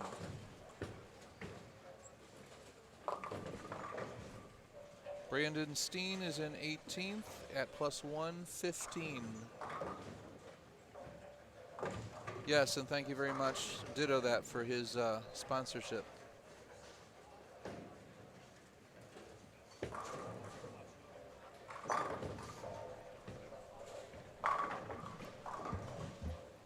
Since we are at almost Chit chat in the chat about open play and what it costs in various places. we're approaching 400 people watching now. Definitely do appreciate that. Yeah, awesome. I think it's a good time to talk about the sponsors a little bit since we do have such a larger audience at the moment. You know, Fusion Realtors, Zach Bajorner with Fusion Realtors is what got this whole thing kind of going, having a conversation with Joe about, hey, let's have a bigger tournament that draws from multiple states, a little higher payout, make it like our major of the GIBA. Let's do something. I'll put some money up. That's how the whole thing was born 15 tournaments ago. And then along the way, you know, Fusion's never bailed on the event. 15 straight, it's 15 Fusions, you know, so that's great. That's how the tournament kind of got going. But then it was about 6, 7, 8, I don't know, 10 tournaments ago. I can't remember exactly, but Brandon Steen worked at Community First National Bank. And they got on board and became a co-title sponsor. Then Brandon Steen left there and went to USA Mortgage, and now Brandon Steen has USA Mortgage bringing some dollars to the table as well. So Brandon Steen, very, very impactful in adding extra money to this particular event, the 2 that they have each year. And I truly believe that they're able to have 2 a year because of the co-title sponsorship. I believe the funds from, I don't know this for sure, but I'm just guessing, that the funds from one co-title sponsor goes to fund the February event, and the one from the other one goes to fund the September event, I would assume. Yeah, you could do the math that way, I would think. If they're equal in their sponsorship amounts. And then the local Budweiser conglomerate here in town, the distributors and that, but Budweiser is a sponsor as well. And then Waterloo Convention and Visitors Bureau has Joe every year has to apply for some money for bringing people into the town, all the people traveling in, the hotel rooms and everything. And the Convention and Visitors Bureau supports this event because it does bring economics to the town of Waterloo. So make sure you check out their website. Waterloo's a great town. They have a lot of cool things here. They have a casino, they have a water park, they have different things. Check out the Waterloo Convention and Visitors Bureau and consider Waterloo in your next family getaway for a weekend or something. And then OP Restaurant is also a sponsor. The Hampton Inn is a sponsor, donating a room for me, basically, is why Hampton Inn. We appreciate that. Ebonite, as I talked about earlier, is a title sponsor of the GIBA tour, and this just so happens to be part of that. And Ebonite, they were raffling off some balls. They have a display table and whatnot. Ebonite supports this 100%. And then Logo Infusion, jersey supplier of the Greater Iowa Bowling Association. You can save 20% at Logo Infusion with coupon code GIBA2019, GIBA2019. And then I guess the last self-plug is, you know, we have our own merch shop on Inside Bowling, and you see the coupon code on your screen on the bottom left the whole time. And we also this weekend are running a special on $5 ball cups and $5 dog collars. And if you see something on there that strikes your fancy and you want to order it up, we certainly do appreciate that. So we are pushing 400 people watching now, and hopefully this afternoon when we get down to the finals, you know, we'll have 600, 700, 800 people watching. It'd be great. If you haven't subscribed to our YouTube channel, this is your first time here, we would really appreciate the subscribe to let you know when we do go live, and we will not annoy you too much. We don't post a whole lot of content on YouTube. Probably about 40 or 50 videos a year all around live streaming events typically. So, and I'm Mike Flanagan. I own InsideBowling.com, and I've been doing this for a while now. Going on, we took the website to the to the worldwide interwebs August 26, 2010. So going on 9 years of this thing. And John Brocklin's one of my very good friends, accomplished bowler. You've seen him on some of the live streams and out there competing and bowling some PBA 50 stuff when he can, and was going to bowl this weekend, but had a little bit of an injury he's dealing with, and said, you know what, I'm still ready to get out of town and make the trip. Mike, you want some help in the booth? And that's how that happened. So it's a little recap on where we're at with sponsorships and that. We're also in Waterloo, Iowa at Cadillac XBC. And the Amy family owns this center and Maple Lanes, and they support this event tremendously well. As a matter of fact, with some of the weather issues, they were in here Friday afternoon and evening making sure that there were no roof leaks and things like that with the inclement weather that we've had this weekend. So I think that's it. Joe Engelkiss and his family, I mean, you can't say enough about those guys. They run a great event. For sure. Very professional people. They do it for the right reasons. They don't make a lot of money out of this. They donate some of the bracket money back in, as a matter of fact. You don't hear that very often. And it's just important for the bowlers to continue to show up and completely sell out these events. Because eventually, if they don't sell out, you know, Joe and his family may say, you know what, we'd like to have some weekends ourselves and not have to go do this. So keep supporting the events, and they'll keep wanting to do it. About halfway through game number 3 of 6 this morning. After this, we will cut to the top 10. 1 through 4 will be seated in a traditional stepladder. 5 through 10 will go into a bracket style with the bottom 4 all bowling against each other, and then inserting the next 2, and then them bowling each other, and then we determine the 5th seed. So we've got a lot left here today. Glad you're with us on this Sunday, February the 24th. Cream always rises to the top, doesn't it, John? It does. You keep at it long enough, and the best will come to the top. 13 games in total it takes with all carryover to get into the top 10. More importantly, the top 4. Sprint to the top 4. That way you're guaranteed in the stepladder.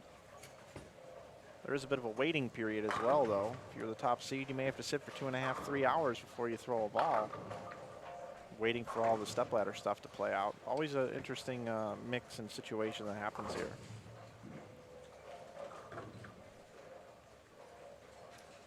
I actually wouldn't mind running those numbers. I don't know them enough off the top of my head, but Joe could probably get it for me. How many times have the top seed won this event? Oh yeah, it is a long time to wait. I remember the last time that I was able to bowl this event, I was seated second for the stepladder, and it was a solid almost 3 hours between the end of the semifinal round and my match. And at over 50, my body didn't want to start up again. So that waiting doesn't serve everybody well. David Stackson says, what do you think is a good average for a 75-year-old? How does 221 sound? I think 221 sounds great for 75. Oh, I agree. I'll be happy to be healthy enough to be bowling and be competing still at 20 years from now. So David, if that's your age and your average, good for you, buddy.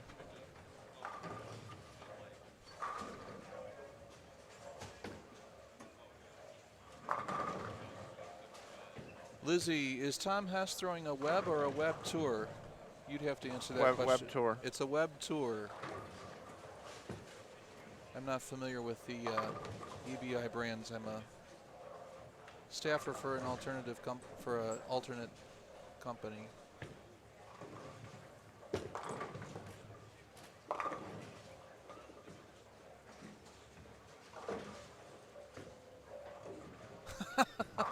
David Stixon says he always says that they bowl in a sports shot in his senior league because it follows the seniors women's league without re-oiling. They move that pattern around a little bit with plastic balls on you, huh? Do they, David?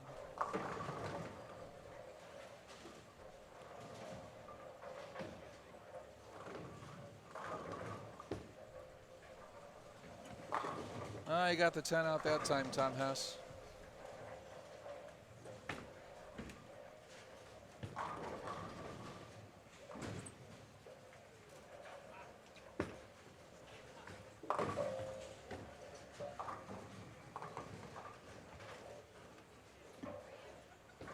Got some baseball conversation in the chat now. You might enjoy mine. Yeah, I saw that. I'm gonna leave it alone. You're gonna leave it alone? I'll get off on another tangent with that. Baseball season's around the corner. I'll leave it at that. I'll let them discuss the trades and who's done what.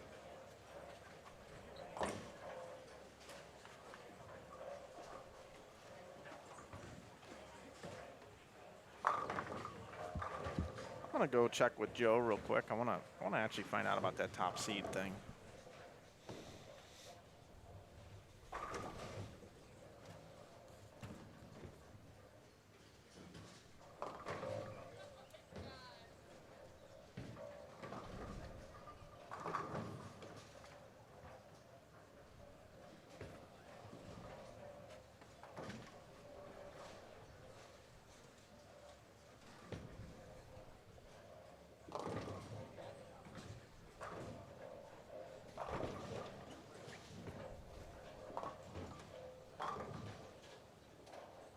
Some pretty solid games off to our left here. 250, 250, 230, and a four-bagger at the end of the game to save 190 on 21 and 22.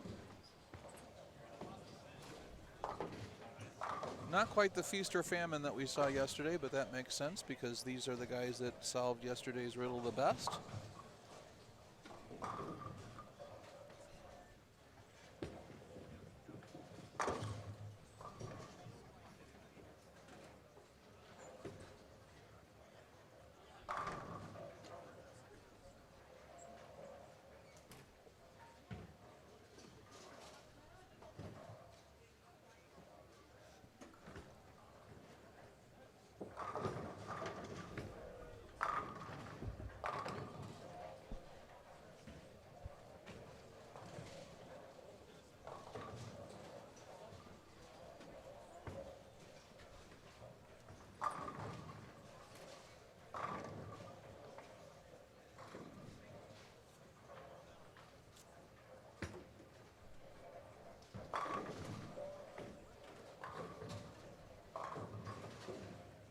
As we're wrapping up game 3, everybody's going to be skipping 3 pairs to the right this time.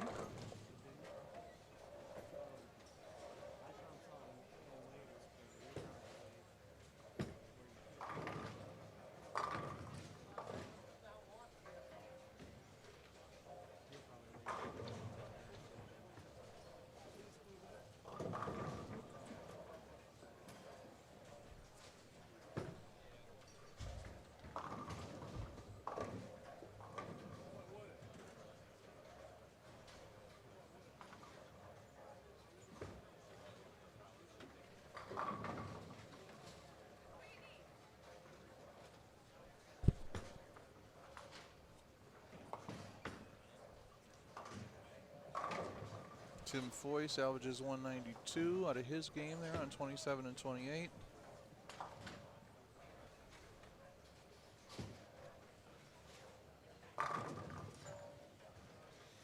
Nice shot from Jonathan Shallow.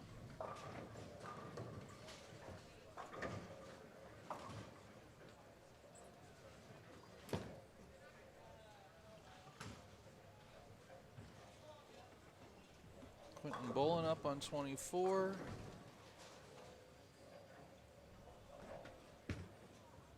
That looks left. Oh, it held. Urethane will do that. Quentin struggling just a little bit this game. Pacing on 180.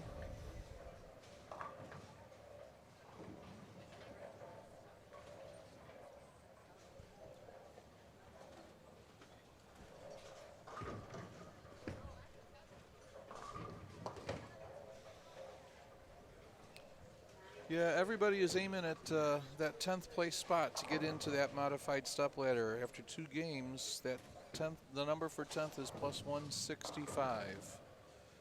So it's still within reach for most of the field. 4 games to go. 3 more after the one that you're watching.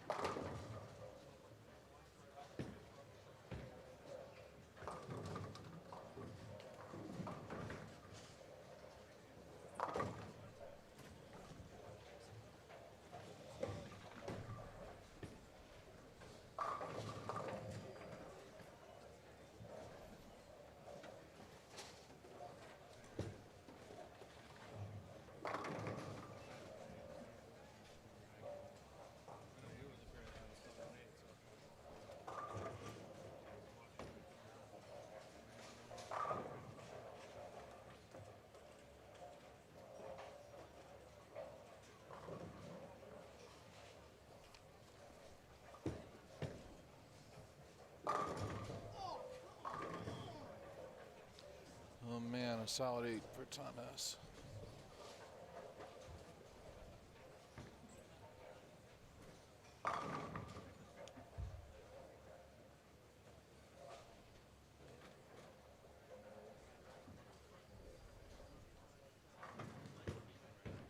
Tim Olson, the Greater Iowa Bowling Association, has 2 of these Fusion Realtors First Community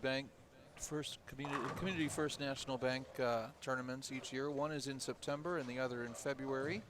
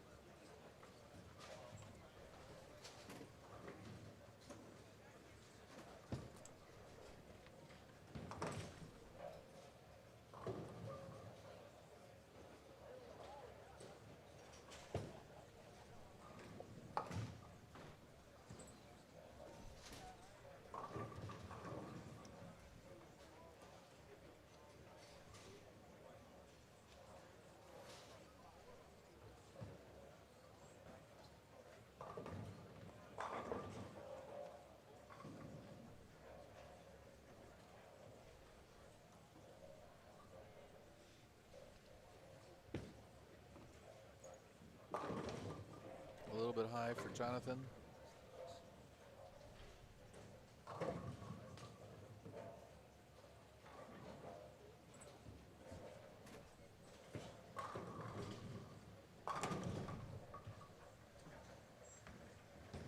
Kenny Calkins working on a 3-bagger on 23, trying to finish up this game. Kenny currently 35th. Plus 81, trying to make a little move. So week 7.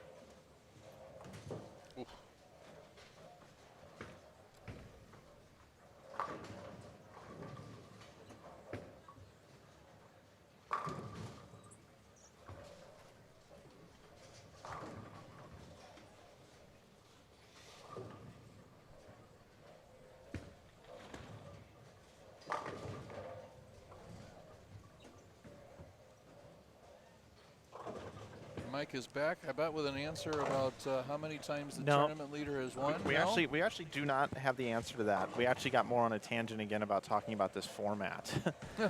And then we started talking about something else that I'll talk about in the next game.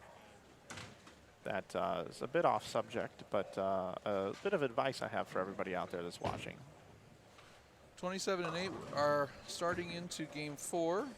It is the grouping of Tony Oliva, Caleb Baker, Josh Powell, and Victor Cortez Jr. Still wrapping up game 3 here on 23 and 24. These are the folks who started on the low end of the house, and we had some moving around down there because one pair wasn't working. They had to take it out of play and move them to another pair, and were a little bit behind on their practice.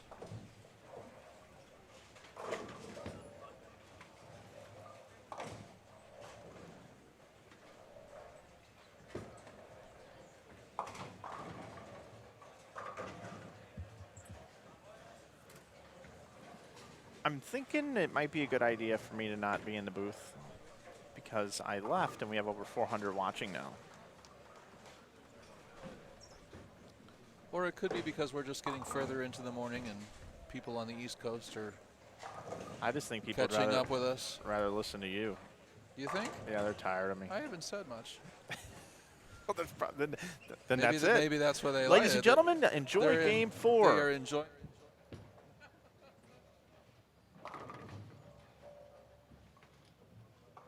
All right, we're back. Hey, we're- I just turned John off. Yeah, he muted. And me. He muzzled me. And me. So Tom Hess's game here could have been significantly higher than it is. He's going to shoot 240, but there were several solid 10s, at least 2 solid 10s back to back on 24 and a solid 8-pin in the 9th. Ooh, that was interesting.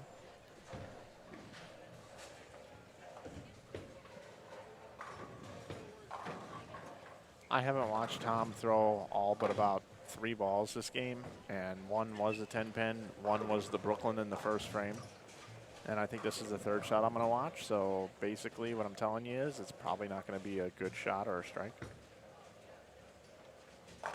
Oh, all right. But Hey, it look has at that. nothing to do with you, Mike. I jinxed it. I jinxed myself. It has nothing to do with you.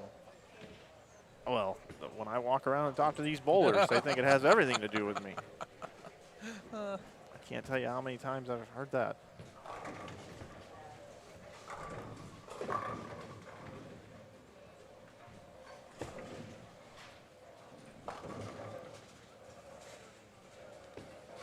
Kenny with a trip 4.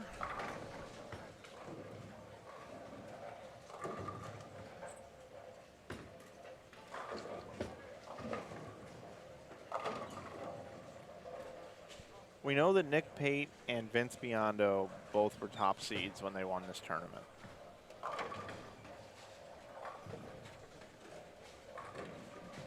I believe that Casey Murphy was a top seed, at least for one of his 2 wins, if I remember correctly.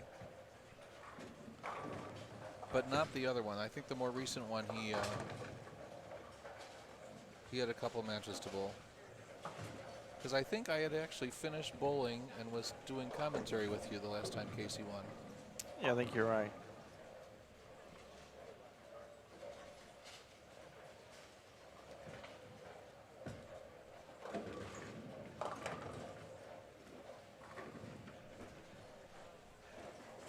This is the 11th one that we have streamed, 10th that I have streamed. One was done by Ricky Matsko and Matt Turek on their own.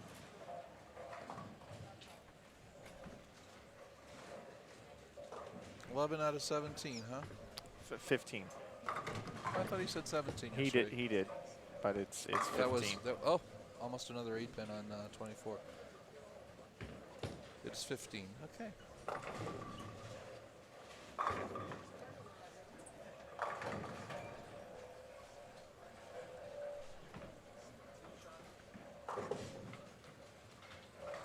Game 3 on the left side of your screen, game 4 on the right side of your screen. I'm going to change the graphic out here in just a moment as soon as Calkins finishes up his 10th frame.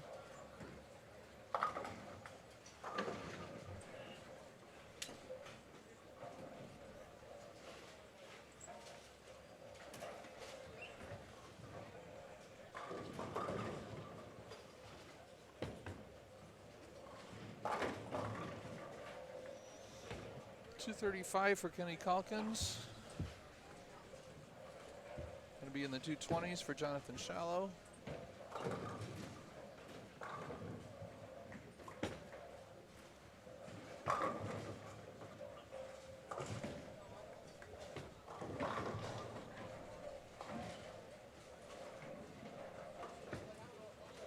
Casey Murphy did not bowl this fusion.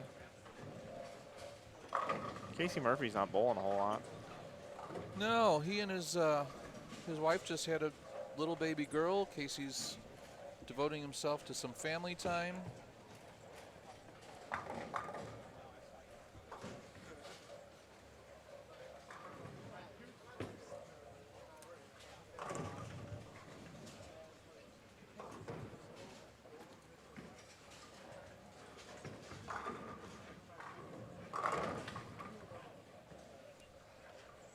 All right, so I think we are Game 4. officially into game 4. Matter of fact, while we wait for game 3 over here, folks to roll out and So game 4 to come in. coming into your view On 23 and 24 is going to be the grouping of Ethan Frank, Brandon Steen, Kyle Anderson, and Dave Barris. I see 3 of 4 over there right now.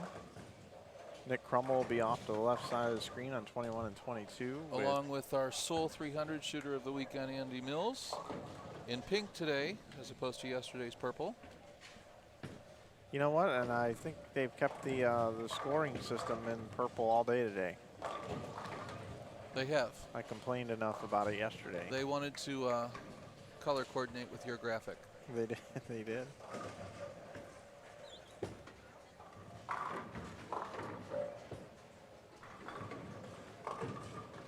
You know, I've heard Tony Oliva's name many, many times over there. This is the first time I've ever seen him throw a shot. Oh, really? Yeah. Yeah, he's a Nebraska guy. At the University of Nebraska.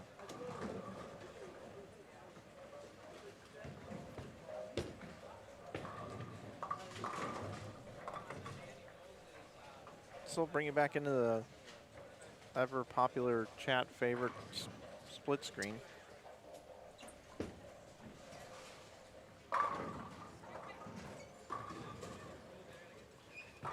Oh, and you got your booth cam going again. They were asking about that earlier today. Oh, were they? Yeah. Yeah, well, we have it for when we go to the wide shots. When you build these pictures in pictures, like for instance right now, this is what we have going on. This is a back-end technical thing. But when I build this, basically what I'm doing is I'm taking one source, which is the right split screen. So that's one source into this one shot. Then you bring in a second source, which is the left split screen. So that's a separate camera, right? And then each one of the scoreboards is its own camera. But you're bringing in each camera twice because I'm actually cropping them. So I've actually got 1, 2, 3, 4, 5, 6 sources on one screen plus an overlay. And my system resources up here, John, that hang out up in here, it's a 66% system resources. As soon as I add another camera to this particular shot, so like check this out, John. If I go over here and I duplicate this shot, watch the system resources. It's running around 70-ish. We will do a duplicate shot. And by just duplicating the shot, it's probably going to hop up into the 80s, or it did yesterday. Maybe it'll be nicer since I did a reboot. So I have to tell you that right now, yeah, I feel the same way that I felt my freshman year in college, sitting in a Calc 2 classroom. My brain was not absorbing so whatever was being said. So if I add this camera here, we just got to watch system resources up there to make sure they don't. It looks like it's being nicer today, so I could add this in maybe. Let's see. Let's see what happens.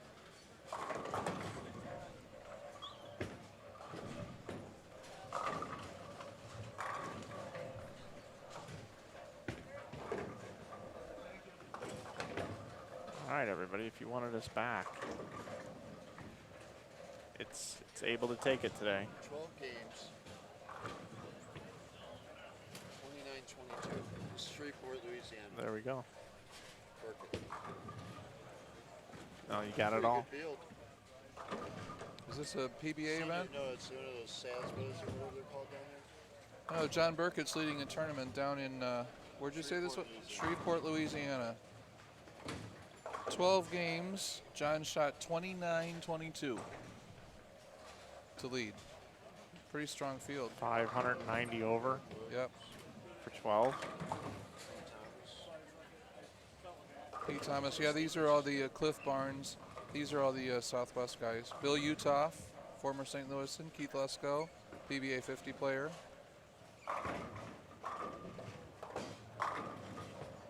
Willie Wells, former St. Louisan. Oh, is it? Yeah. Say they're going 10 games a match.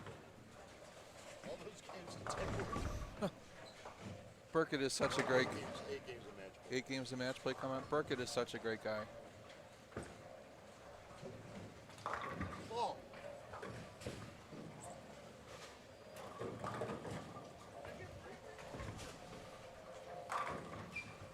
Still on the lookout for 300s.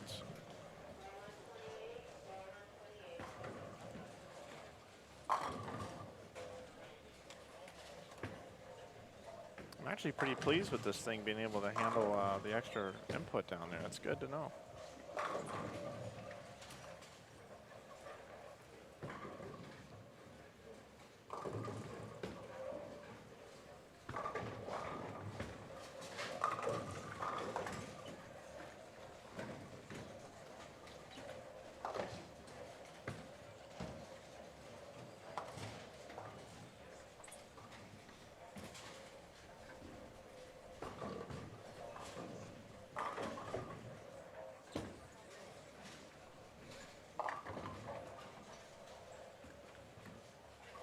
You guys carry the same exact. It's funny how Dave Barris seems to always find his way near the top in this event. He does. He made awesome use of a re-entry last night. And I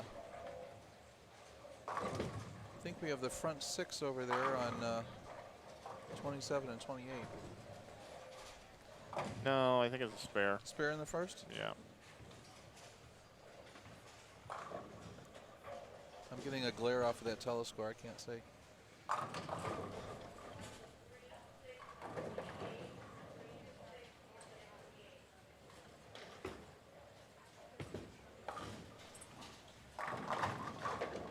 And flat 10. Yeah, Dave Barris is just super steady.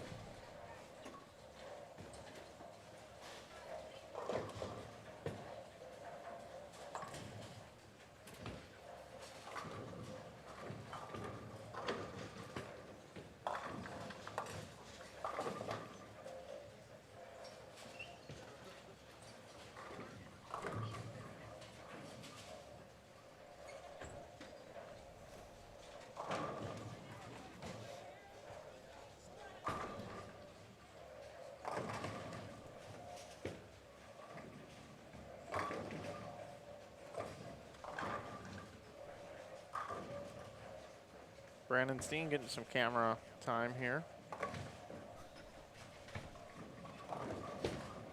3 in a row. Nope. Oh. A little too jumpy off the pattern that time.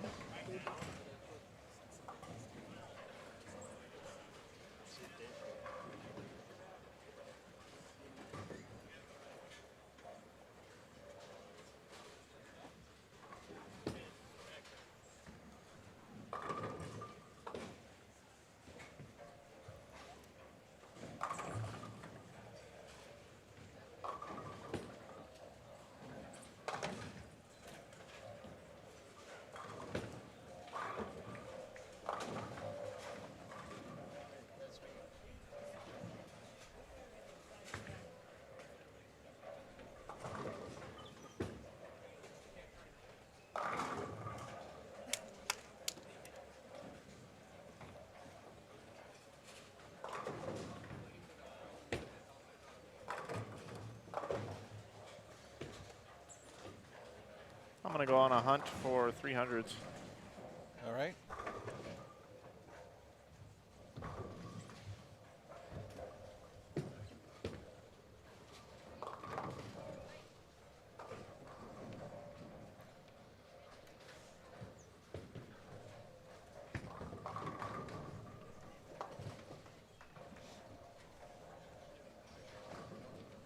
Where are you in Vegas?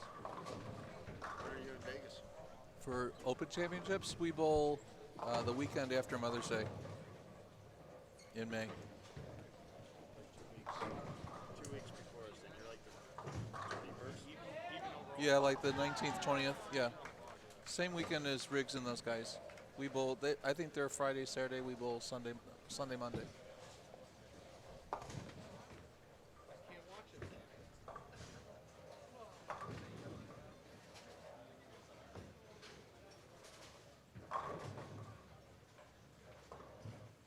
Good morning, Tyler Young. How are things in St. Louis?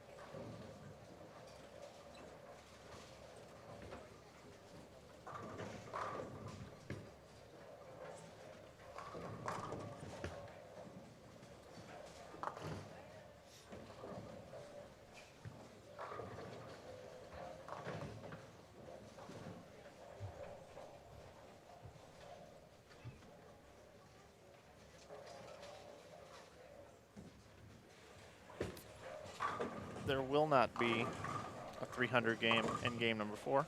Oh, Also, there was a 710 picked up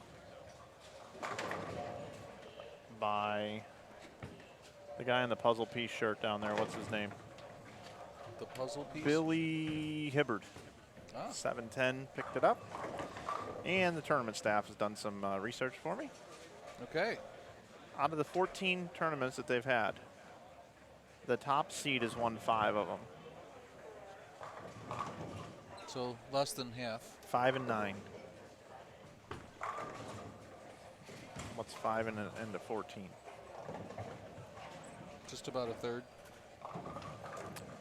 Yeah, that's right.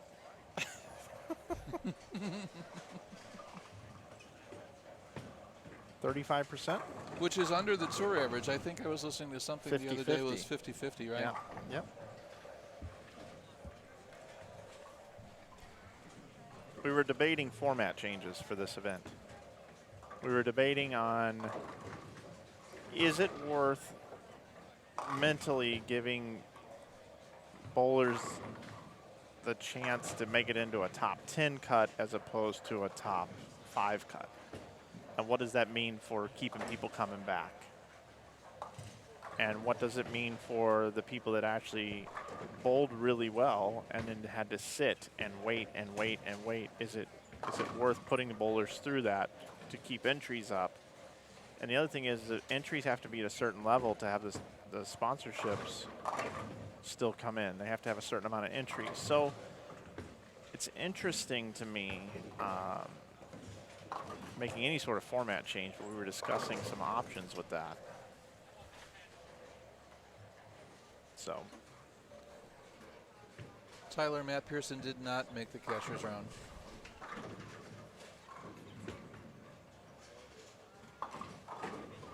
Soggy Rome, Georgia. Getting a lot of rain down there, Mark?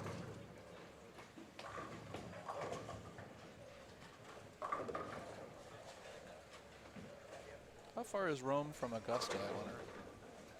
Not too far, I don't think, is it? where? Rome, Georgia.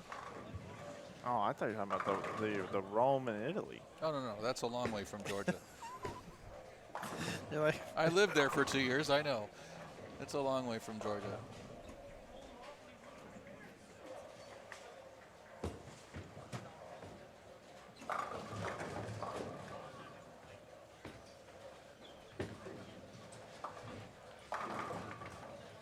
Matt Payne has not been on our live stream yet. He was down to our left just a bit ago. I lost track of him.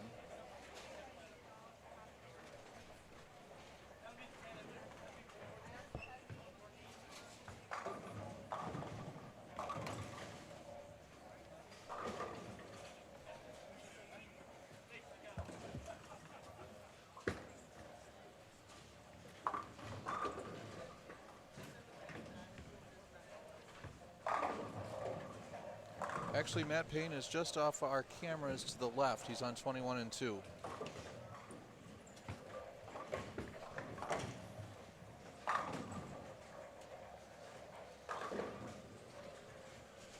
in the split screen though, it's like impossible to see any peripheral.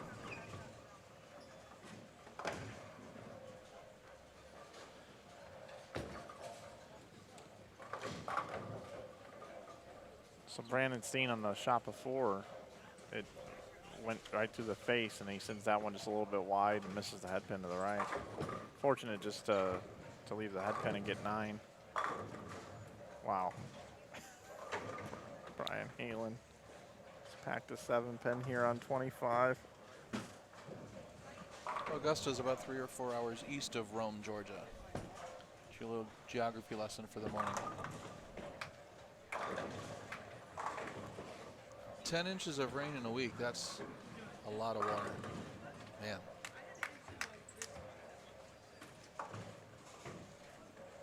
Good morning, David. Welcome to the chat.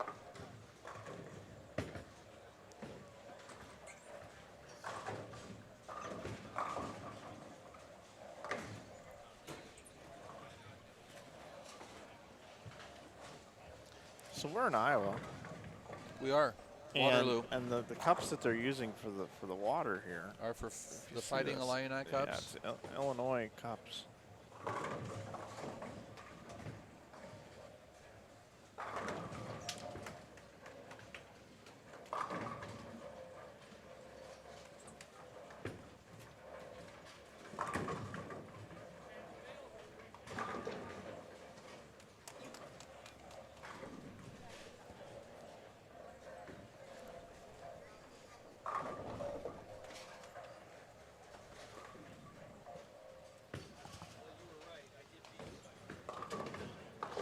What is the last cash spot get paid, do you know?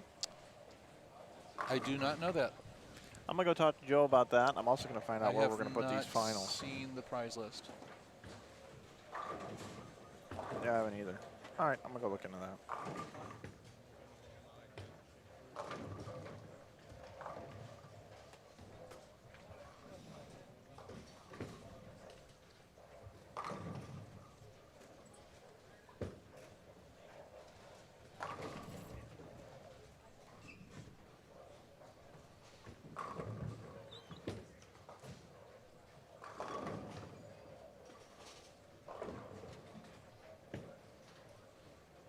Reaching the end of game 4 here. 4 out of 6 for this morning.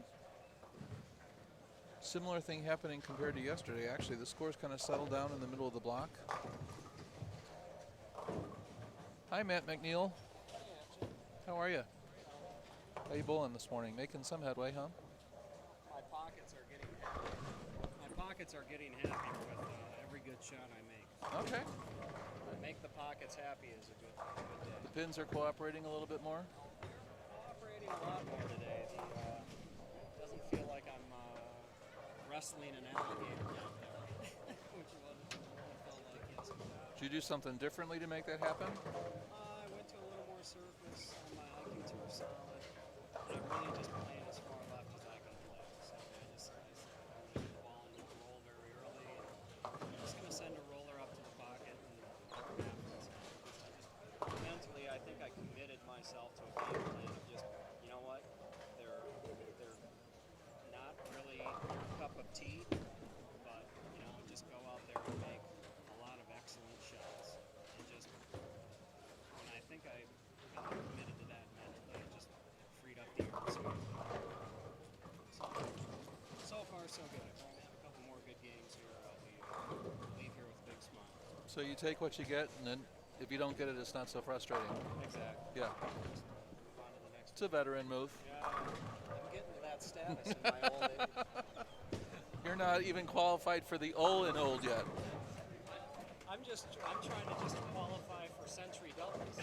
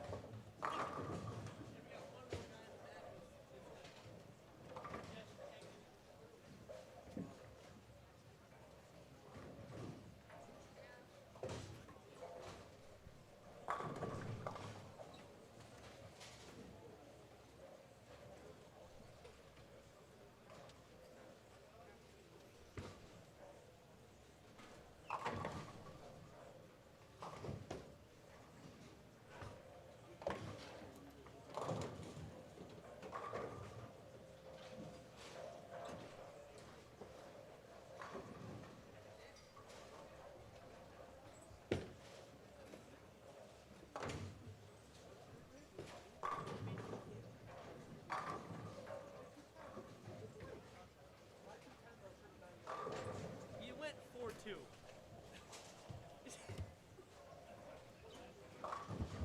Pair of 180s, a 240, and Tony Oliva's got 215 left there as game 4 finishes up on 27 and 28. Just getting in through the 7th frame on 23 and 24. What did I leave to go figure out?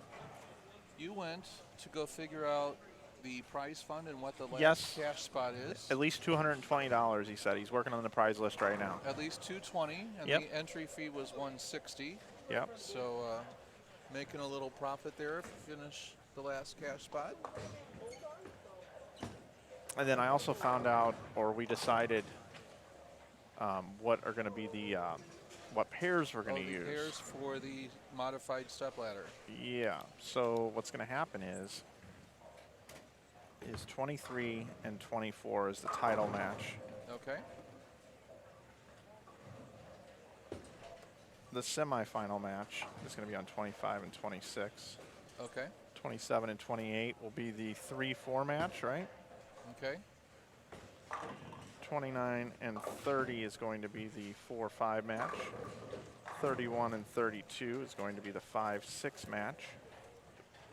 And then the bracket is going to take place on 17 and 18 and 19 and 20. Oh, wow. So we'll have some camera moving to do. Yeah.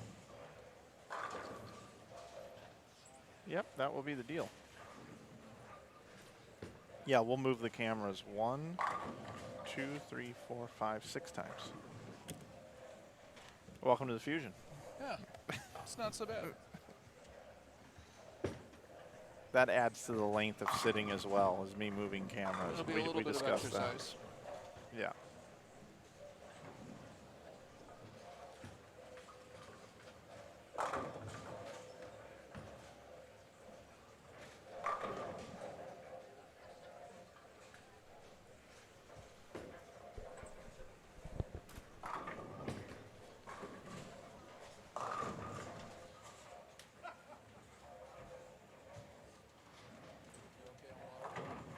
Yeah, I'm good.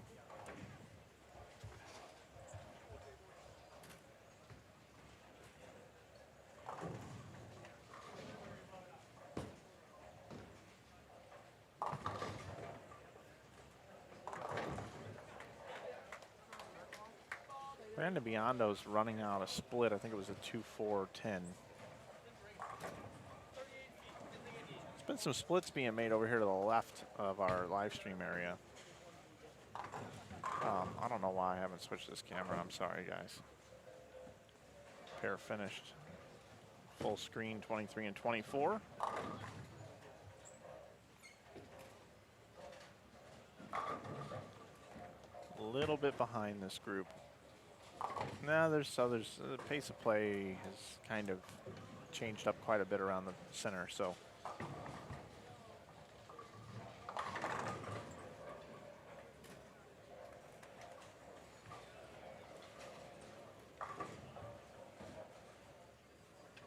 Mike, what's the plus minus for your top third?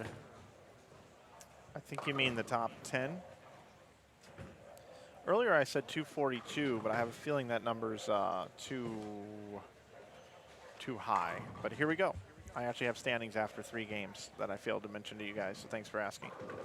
Michael Martell now leads the tournament at plus 308. Logan Williams is in second at plus 281. In third is Brandon Biondo at plus 252. Fourth is Ryan Zagar at plus 235. In fifth is Rob Warren at plus 235. They're actually tied for fourth. In sixth, just 1 pin behind, is Nick Crummell, 234. Seventh is Quincy Bruce at plus 189. Eighth is Tony Oliva at plus 169, tied with Dave Barras. And 10th right now is Matt Payne at plus 166. But it's very bunched up. 10th did not move much then, huh? No, 1 pin in a game? I think so.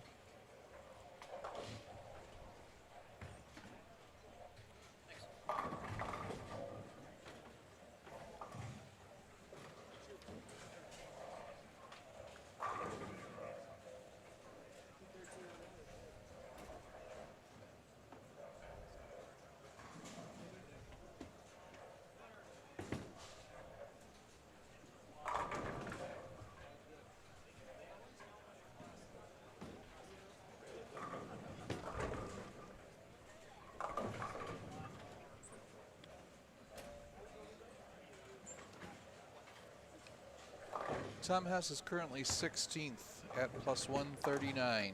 So well within shouting distance. Tommy Barnwell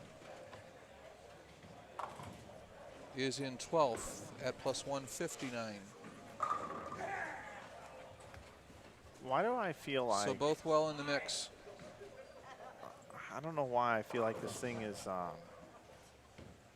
going later than anticipated. I think it's because we have consistently been waiting for the guys on 23 and 24 who are 3 or 4 frames behind everybody else. Yeah, because I just looked down. It's noon. Makes it feel like we're waiting and waiting and waiting and waiting. And we're only in game 4. We got 2 games to go. We're looking at 1 o'clock. Probably won't start the finals till 1:30. And a regular 5-person stepladder takes 2 hours. We have a 6-person stepladder plus bracket matches. We're 3 hours. We're looking at like 4:30 end time here. That's about typical, though. Yeah, I guess it is.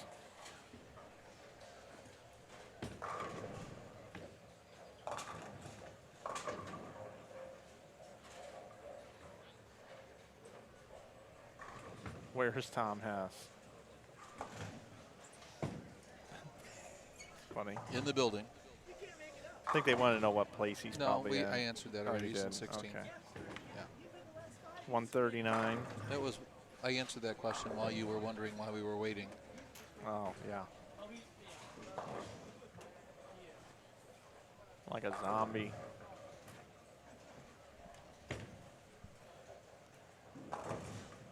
Just because you sit next to each other up here doesn't mean you have to pay attention to one another. Shannon Buchan is in 13th at plus 147. Also well in the mix. Yeah, the question was, where does Shannon Buchan sit now? Well, whenever I've seen him sit today, it's been down in the bowlers area. We're going into painful literalism again. Yes, yes. Nice jump, Tom. Let's go. I didn't see Tom jump at all today. 189, 197, possible 2-0, and a salvage of a 190. 23 and 24 for being the championship match pair is not producing a lot of high scores. Just wait until I get out there with a squirt gun when nobody's looking. So when we have that title match, it'll be one for the century. There's a better shot from Dave Barris. We got a lefty sitting at the top of the field now. We do. Lead change. We do. Michael Martell had the lead a little bit yesterday as well, until Logan Williams came on like a house of fire that last block. Joe also strategically placed it so the leaders would be on our live stream pairs the last game today. He told me that. The leaders going into today. Yeah. Who are, coincidentally, but perhaps predictably, still the leaders. Yeah. I feel like Jeff Goodyear. I have to stop that.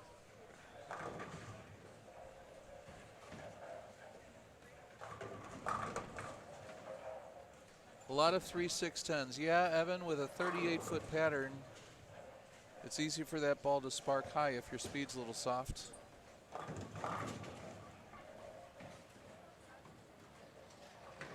Andy Mills looking pimp as usual. Pimp and pink today. That's true. Dave Barris with a triple to finish up with 197.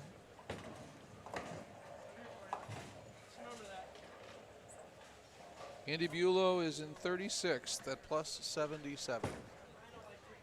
He's going to need some strikes. Mike needs more coffee. I'm not sure that would be the proper potion for what's going on with Mike right now.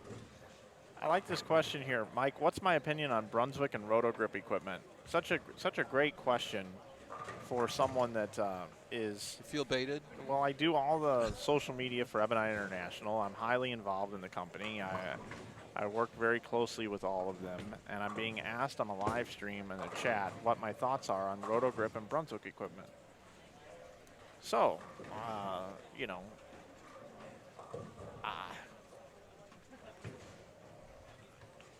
I have like 17 different ways to answer this question. So I kind of feel like... Or you can choose not to. No, I'm going to answer it. Okay. I'm going to answer it.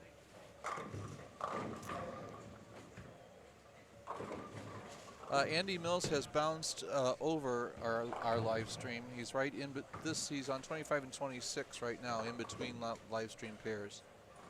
You'll see on the right side of your Bowling screen right Centers now. Association of Wisconsin. Is that? I can't think of her name.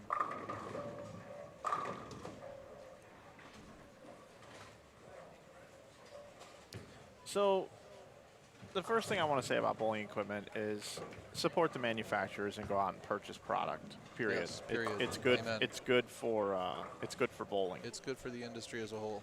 I actually had this conversation with a couple of EBI guys. One is a new salesman, and sometimes you get really close to it within your organization, and you say things like, "Well, we didn't win this week," or something like that, you know. And Morning, Yvonne. and I said, "Let me ask you something. Is it better for bowling for us to win or Belmo to win? Which one's better for bowling? Which one has the possibility to get more media coverage?" I can tell you, Jason Belmonte is starting to have some people reach out to him outside of bowling that are big movers in bowling, outside of bowling.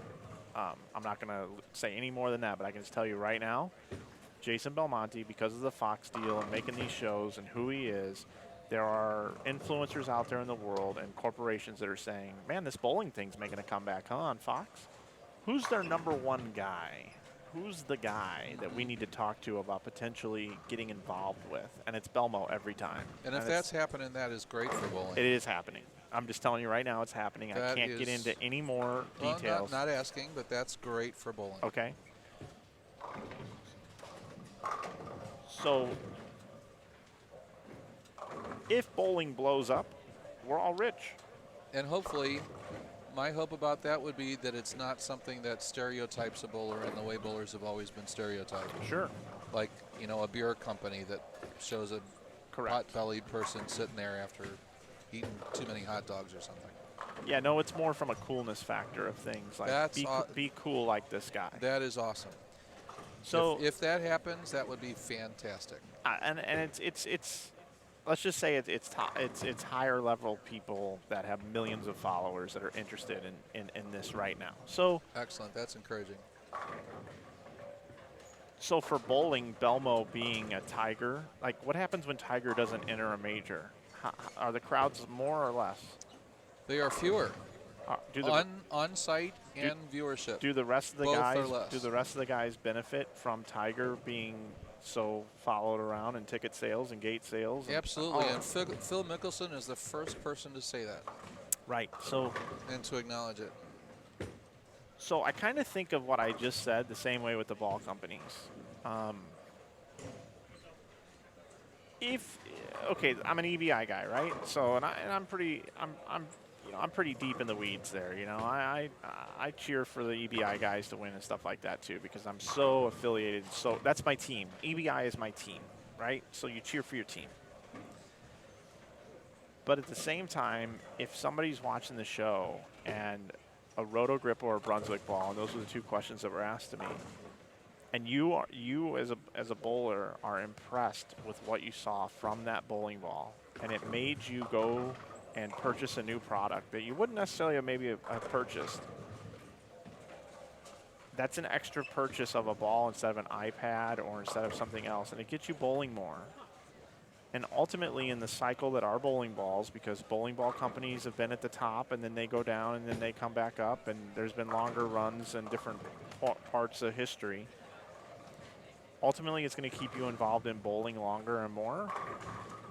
So it makes me want to answer the question in a couple of different ways. So one thing is typically over the years as a bowler, Brunswick balls, and I don't know their stuff very well right now, if you want the ball to read early and roll early and be smooth down lane, Brunswick balls, typically that's been what they've said about Brunswick balls. And typically if you want balls to go down the lane, push through the front, and give you the biggest back end, it's the Storm Roto cover stocks. And then if you want something in between the two, has typically been EBI, is between those two. That's been the overall consensus around about bowling balls. Now, with that said, Storm and Roto Grip does just fine, and their balls don't check off the spot all the time, and you can knock them down with surface, and that's going to make you, because right now you don't want a ball that checks off the end of the pattern. And everybody tries to create a range within their own arsenal spectrum. Yeah. Right. And nobody's doing just one thing or trying to create just one thing. So my take on them is, I will tell you this: if I'm not on staff, if I'm just a bowler that's not on staff, I think it is foolish to pigeonhole yourself into one company. I think that's foolish. You're technically a free agent. Build an arsenal with a variety of balls, not all of them that do the same thing, and use what's at your disposal across all the brands. And the biggest thing, I think, if you're a competitive bowler and you have that freedom and you're not on staff with somebody, you got to use what you're most confident in. If you have something in your hand that you are not confident about using, you're not going to perform well. Absolutely. So I don't even know if that answered the question at all, but well, it gets at a bigger context about the question, I think. Yeah. What I'm not going to give you is, hey, I'm going to ignore your question because I work with EBI. Take a hike, pal. I'm not going to give you that. At the same time, I'm not bowling enough at all to really comment or tell you much about bowling balls other than what I see from people using equipment.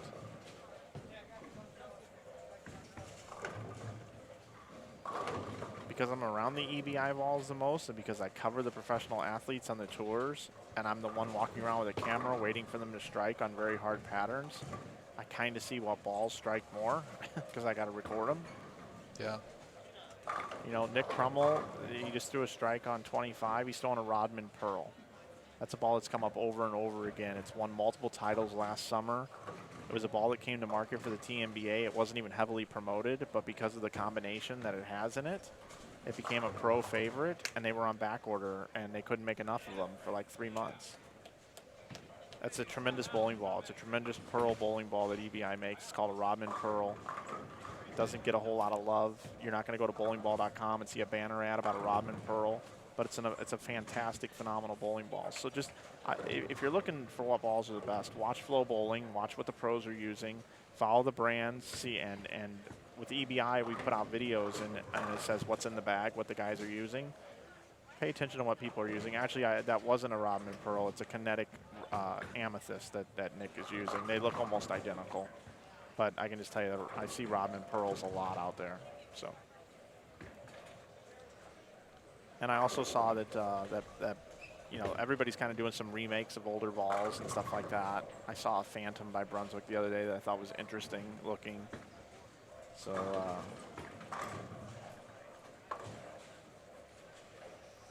that's kind of my take on the bowling balls.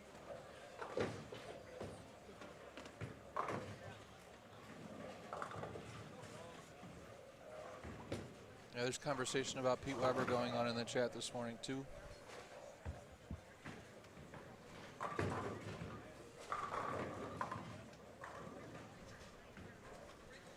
Hey, Evan S., don't worry about it, bud. Don't worry about it. Shane says, since you're an EBI guy, what are your thoughts on the Ebonite Impact? There's a one-take video out there on YouTube that Jason Couse throws the ball. He gives you some information. It's a little bit earlier than a choice. I actually haven't seen a whole lot of people use it in competition, but when I talk to the sales guys, I've been told that it matches up really, really good on a house pattern. It blends out the end of the lane on a house pattern, and you can stay in it a little bit longer than a high ASIM ball. So if you're thinking about it, give it a shot for sure.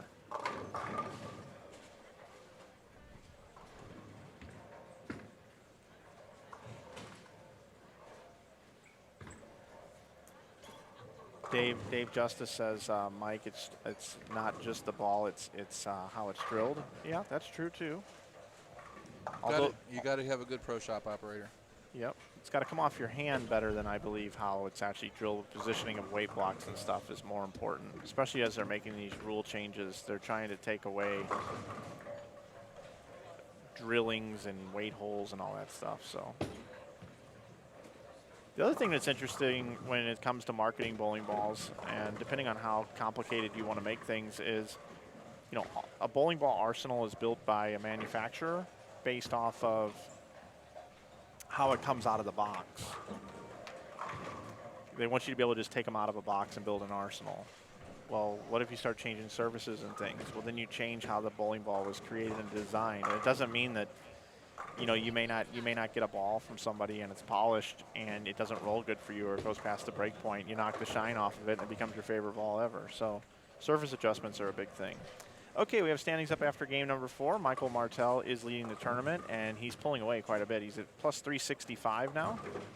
Ryan Zager's in second at plus 272. And third is Brandon Biondo at plus 265. And fourth is Rob Warren at plus 257. Just 2 pins back, falling from first all the way down to fifth now after 4, is Logan Williams at plus 255. Nick Crummel finds himself in sixth at plus 241. In seventh is Quincy Bruce at 201. In eighth is Shannon Buchan at plus 190. Ninth is Tony Oliva at plus 173. And rounding out your top 10, there's a tie, 2 people, Dave Barris and Matt Payne. Both are tied for 10th. 166 is the number in 10th. The number in 4th is 257. Those are important numbers to be aware of. And let's just figure 40 pins within 10th. We have all the way down to 20th place, Dave Lubinsky's plus 123. 166 is the number, so 23 out. That's it's 10 or 12 people available for the last couple spots here. And there's a tie at the 10th position right now. So a lot of things can happen. 166. So that number really hasn't moved much in the last couple of 2-3 games.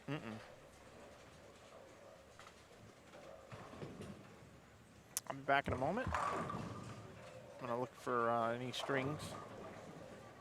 I'll be right back. Okay. Donnie and Ron, I'm always a little bit hesitant. I've known Pete since I was 10 years old and he was 12. Grew up bowling at his dad's center in Florissant. Pete is a great guy, always has been. He's one of my good friends. And I consider that to be true vice versa as well. I think when you're in the position that he's been in over the years as a celebrity, as an athlete, sometimes you get a microphone put in your face at just the wrong time. Sometimes you say things without thinking, and Pete's the first one always to acknowledge that after it's happened. The persona on the lanes is the persona of a competitor. And when he's off the lanes, as you guys have indicated, he's one of the nicest guys you'd ever want to sit down and have dinner with.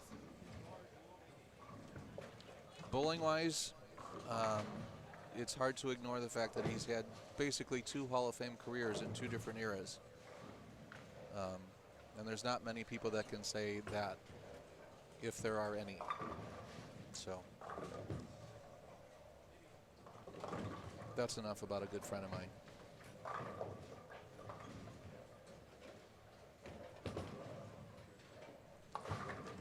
Tommy Barnwell is in 23rd at plus 119.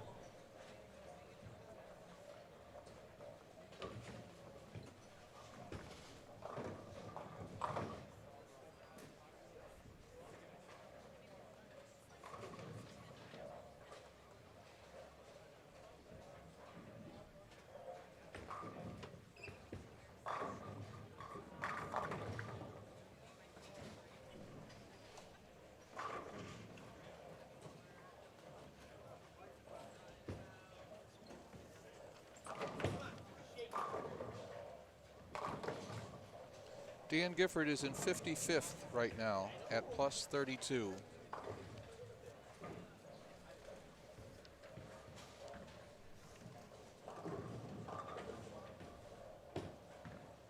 Kyle Anderson is in 30th at plus 92.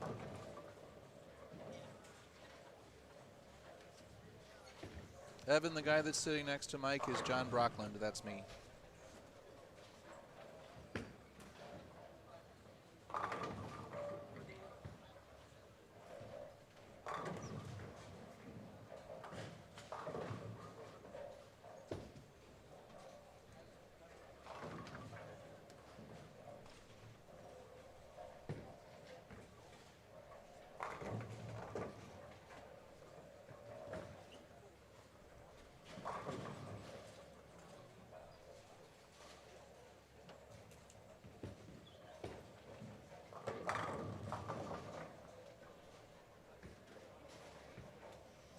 Back at you, Evan. Thanks for hopping in the chat today.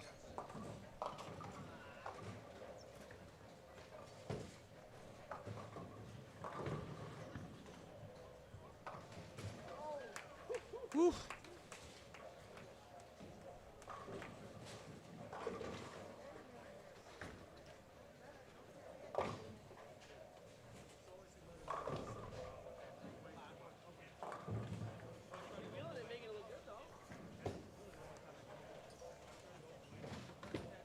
And 24 right now. We have Michael Martell, Logan Williams, Brandon Biondo, and Billy Hibbert.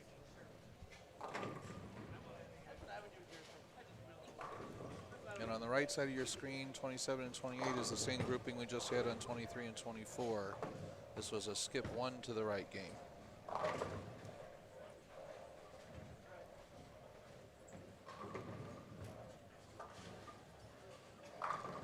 Thank you very much, Evan. I appreciate that, but I don't think that's going to happen anytime soon. Thank you, Ron. Appreciate that. Yeah, Pete's had some issues with his back. He's got a new chiropractor that he feels very confident in. A lot of his issues lately have come from sticking. In fact, that's what happened the last time he had to withdraw. He stuck, and it jolted something in his back, and the chiropractor actually was on site with him and couldn't get it put back in place. So Monday night this week, he's going to try wearing one of those sliding socks and see if that happens to make things better for him. Got to put a stop to having that issue keep recurring. And Pete wears, you know, like $9.99 shoes. It's just what he prefers. So the shoes that he wears don't the model that he wears don't afford for interchangeable soles. So.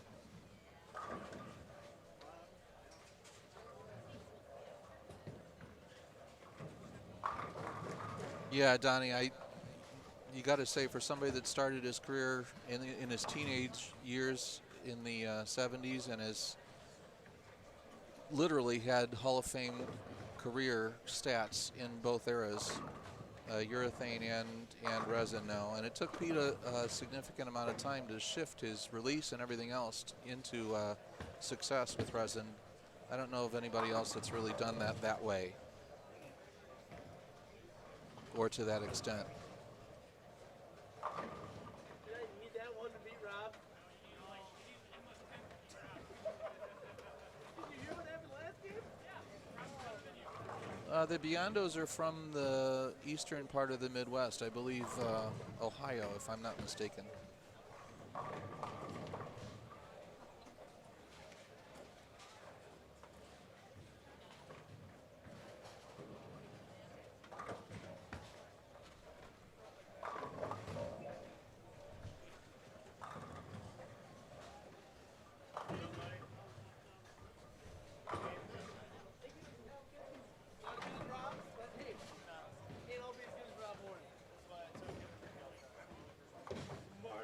Robert, everybody that Pete has talked to and had take a look at things have not talked to him about surgery. And obviously, like anybody else, myself included, with the things that I deal with, neck and shoulder, you know, you want to avoid that if you can at all costs. So you try to deal with it differently, get yourself as functional and mobile as you possibly can. He's got a lot of exercises and stretching and stuff that he's trying to incorporate into his routine these days. and hopefully that'll do the trick.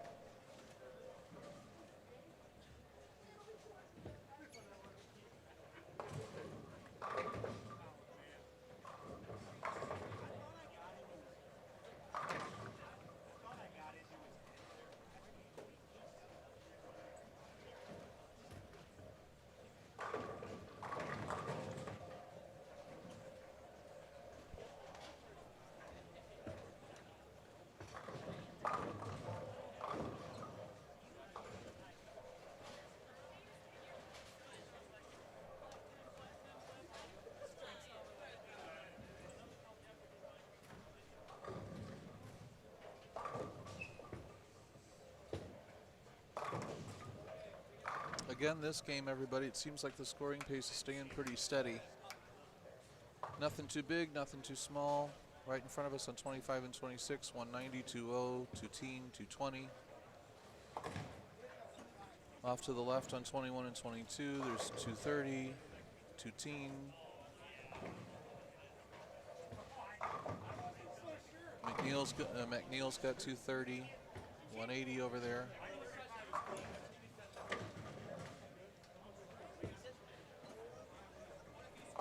And you can see what's happening, obviously, on the two pairs you're watching.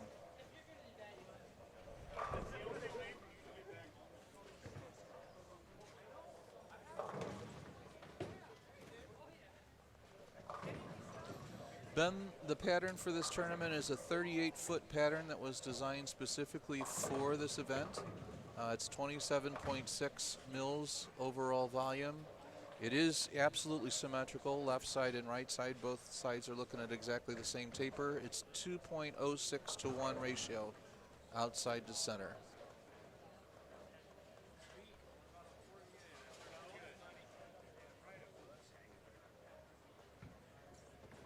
Yeah, Donnie, exactly right on. That's the issue.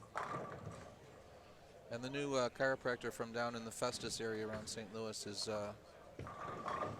really doing some good stuff so far. Hopefully it'll do the trick and be the key.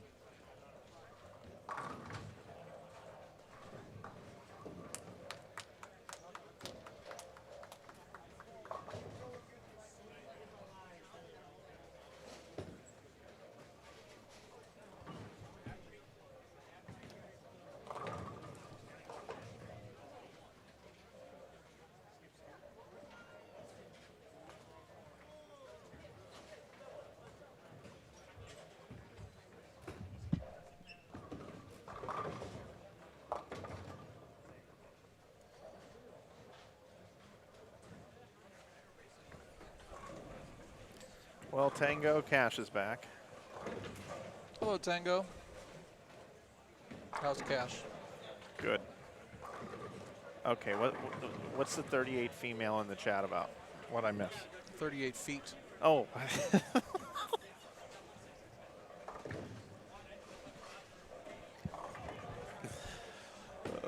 You've been on surfing dating sites lately, or what? No, it takes me back to my old AOL days.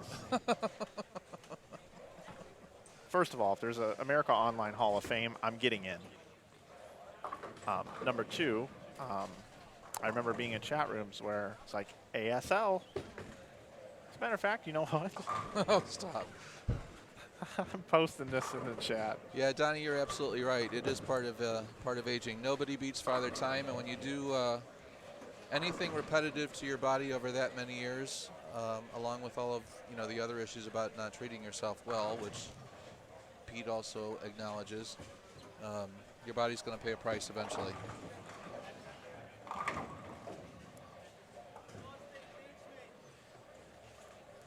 I just disrupt the broadcast every time, but yeah. So this age, sex, location is what it was on AOL. So I would type in 39 M for male, St. Louis.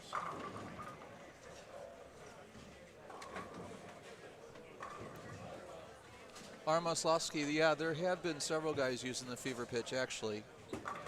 Brian Halen used it almost every single game this weekend so far.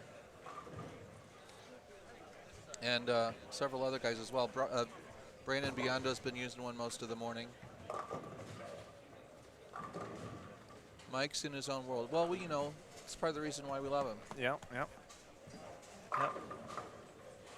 Too many ideas, not enough time. We're like TJ Maxx, and it's never the same place twice. A Slammy Global World Tour is necessary, says Doug Hymos. Yep. Slammy Global. I remember the car ride when that term was invented. Yeah, that's right. We were there. Coming home in a snowstorm from Cleveland. 9-hour drive took 13 hours. It took a while. I think I drove most of it. I like driving in the snow.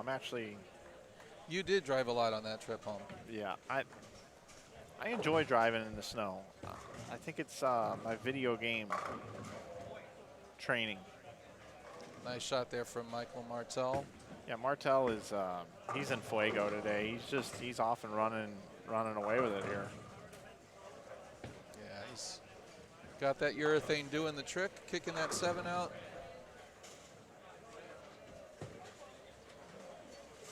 Gene, Mike did not bull last night. It came down to one of the bowlers on the front 6, and if he would have shot 300, Mike was going to bowl C squad, and he got up in the 7th frame and did not strike. Right. And the whole prospect of a Flanagan sighting on the lanes was over right there in a flash.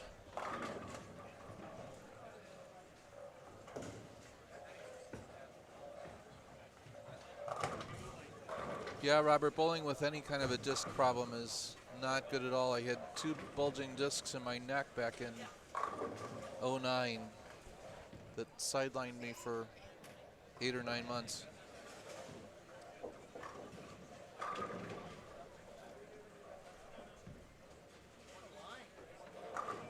No fun at all, I agree.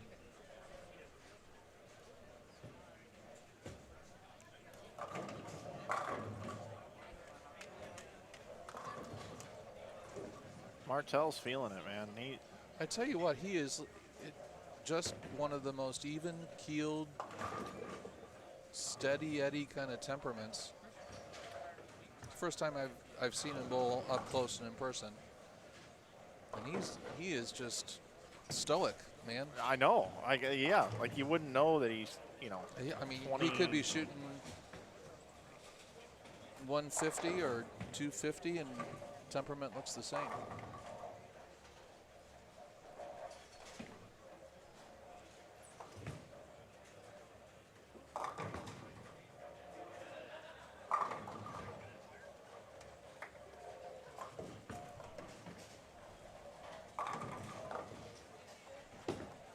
And he's had a progression in this tournament too. Like he's made a couple finals, and now he's likely going to lead.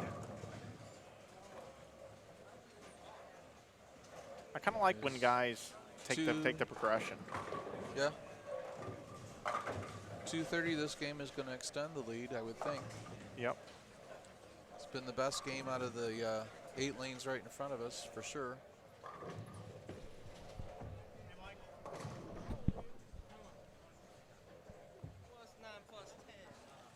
He's 21 years old too.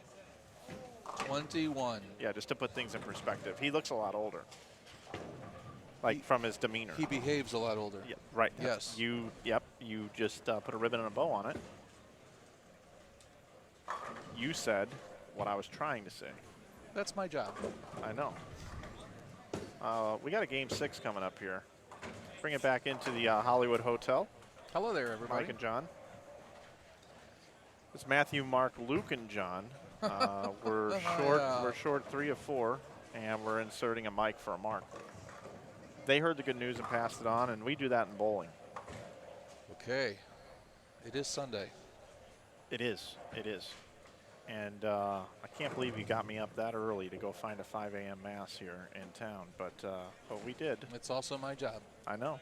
We're gonna take you out to the lanes. We got more bowling here.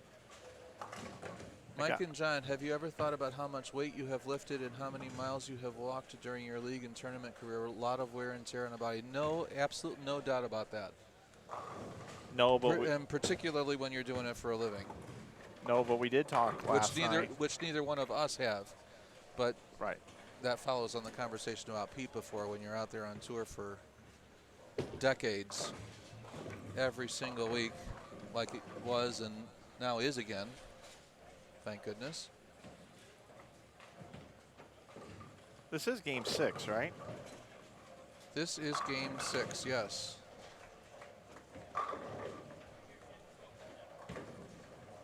'23 and 24, we have David Eggert, Tim Grindler. Who else is in this group? Heilman, Donald Lee. Then we got some collegians there, Lindenwood Connections, and we have Matt McNeil's group on 23 and 4. They started down at the end. Here they are. Anthony Dodge, Gordy Kilpatrick, Matt McNeil. They're just a three. They're just a threesome.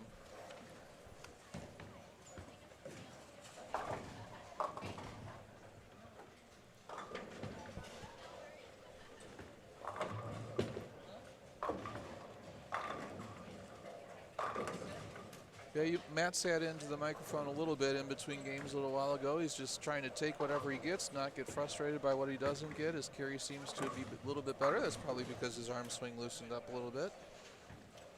Put a little surface on an IQ Tour Solid and is just trying to let it roll.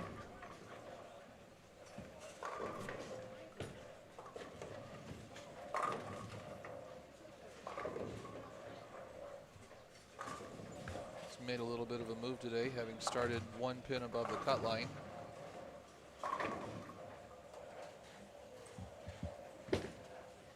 Now all the way up to 15th at plus 141 after 4 games.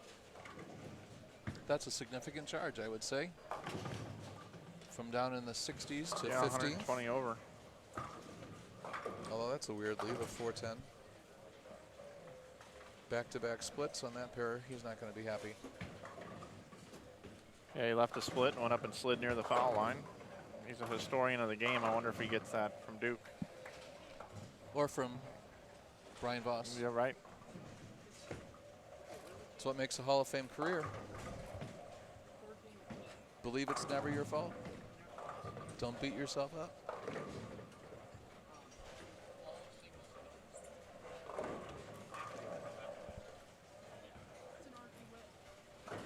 We don't really believe all that. We're just quoting a conversation that was had in the Flow Bowling booth by Tommy Jones and Stu Williams the other night. When are we back live after Cashers? About 25 minutes after.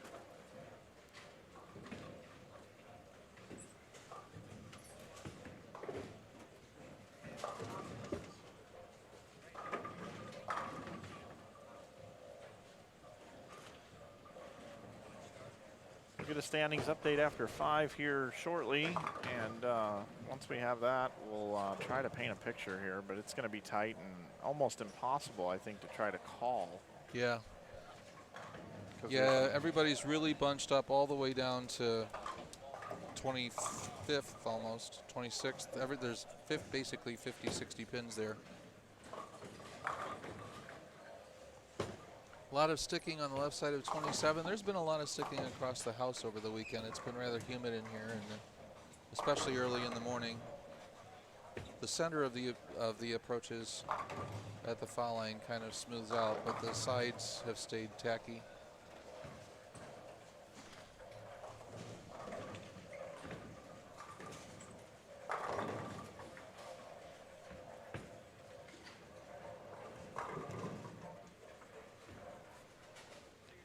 Have we given a winner prediction? Well, they have. You know, it's hard to argue against Martell, and some of the folks picked him even yesterday.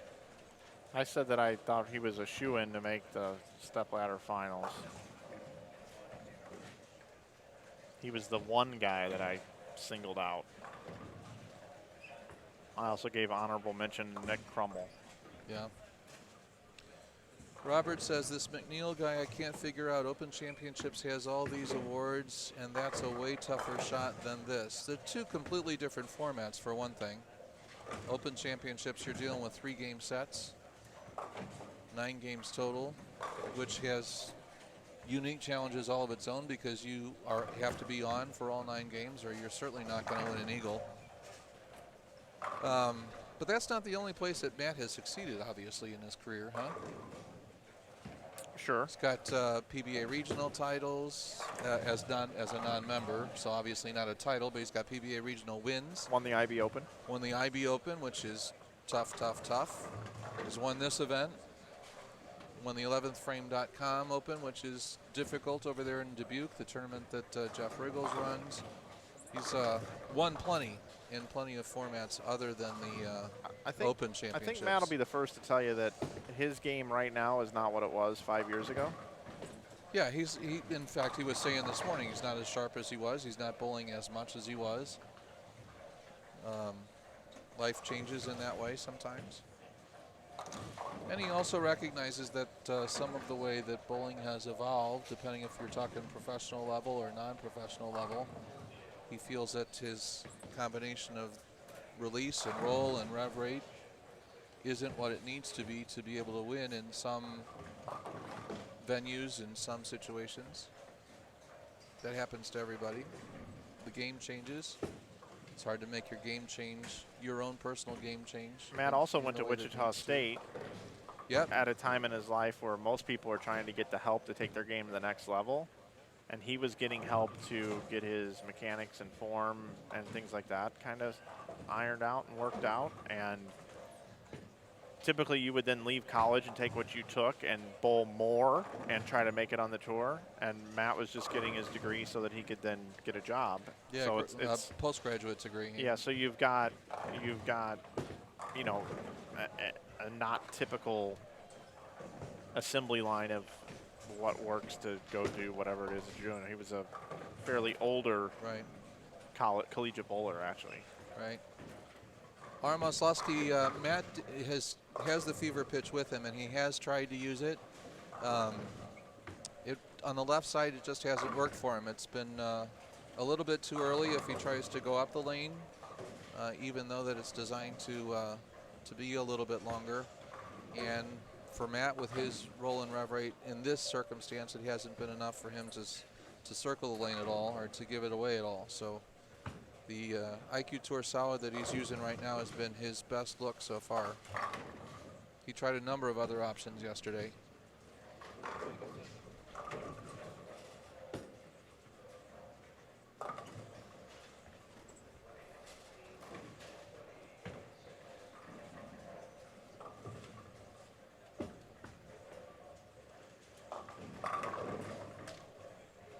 The break after the cashier's round is going to be somewhat substantial. We got to get ourselves relocated, move cameras around. What are we estimating as a starting time for? Like 20, 25 minutes after this is done. 20 to 25 minutes. I don't really prefer to stay on the air and Have for a lot 20, of 30 have a lot of minutes dead air time. and wait for this number actually. I'd rather get to moving cameras and then get back on the air and tell people who made it and just have people watch Twitter, because it does take a little bit to move this stuff around. Yeah.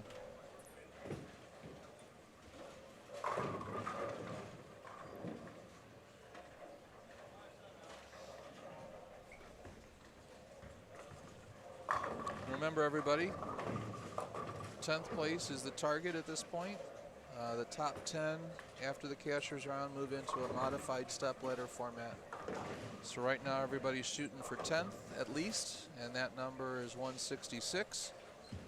It's been 165, it's been 166, it's been 165, it's been 167. It's kind of stayed in the same neighborhood the whole time.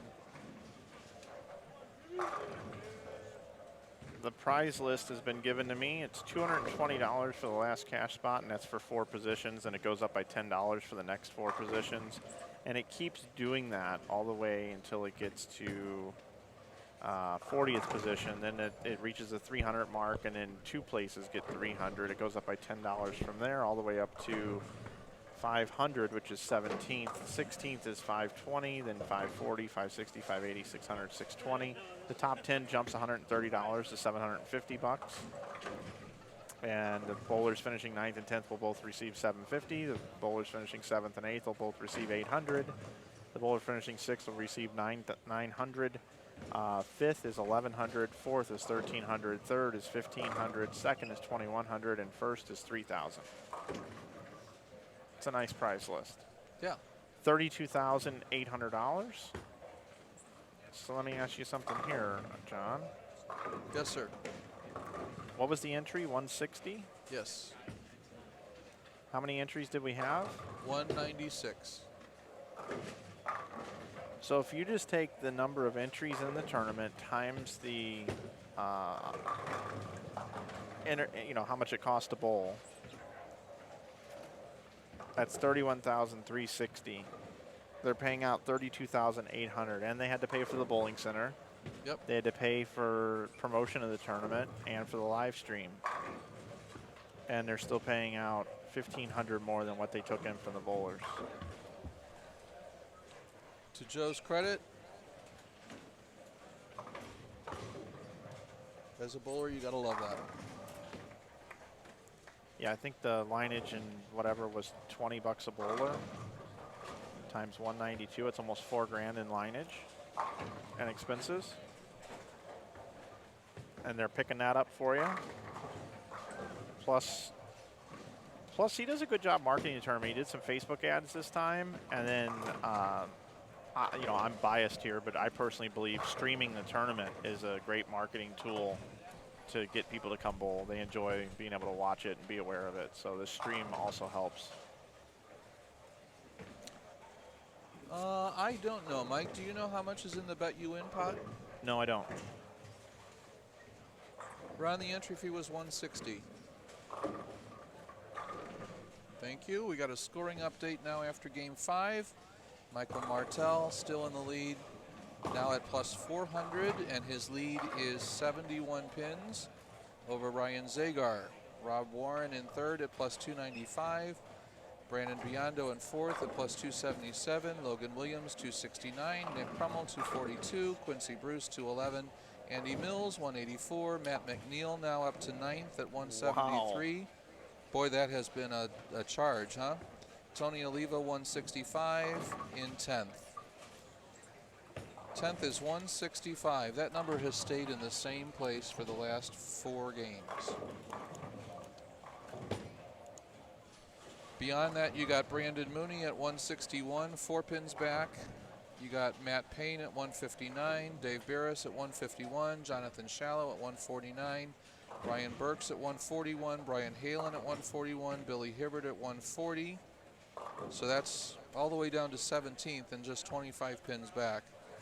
Lubinsky at 136, Buchan at 134, Alex Dirks 132, Rodolfo Madriz at 127, Ryan Lakota at 123, Nathan Mikulowski at 120, all the way down to 23rd, and you're only 45 pins back.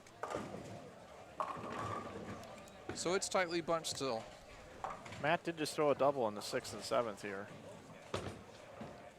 Yeah, he's shaking his head. He's not liking the way he's making shots this game, but like a veteran, he's grinding it out. Tom Hess,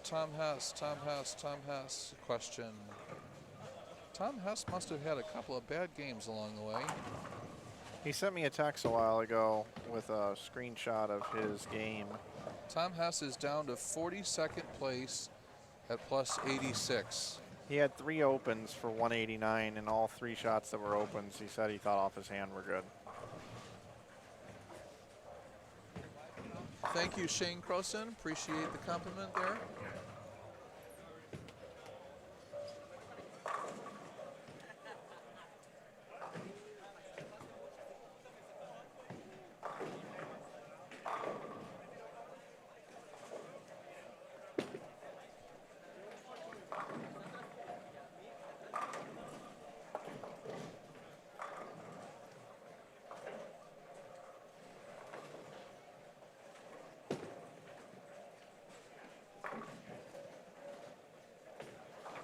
Yeah, Tom Hess is 80 pins back now. This game and 1 more, so Tom would need 2 big games to finish with. He's down on 30. No, that's not Tom. That's Matt Payne down there. Tom's down on the low end of the house, so I don't know what's going on with him.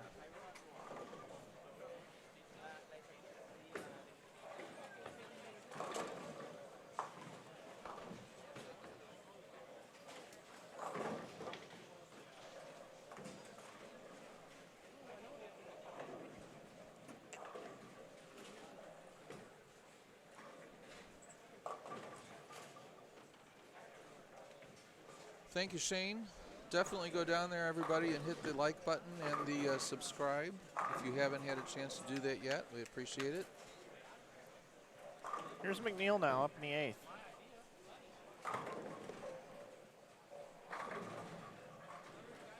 He didn't like it, and it struck. It was right off his hand. Yeah, it was target right off of his hand, and it held.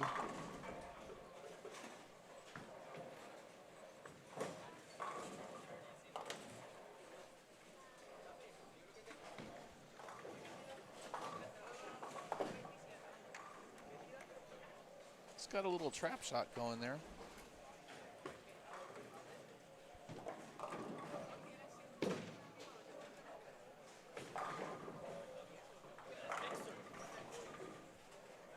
He is a perfectionist, you have to say.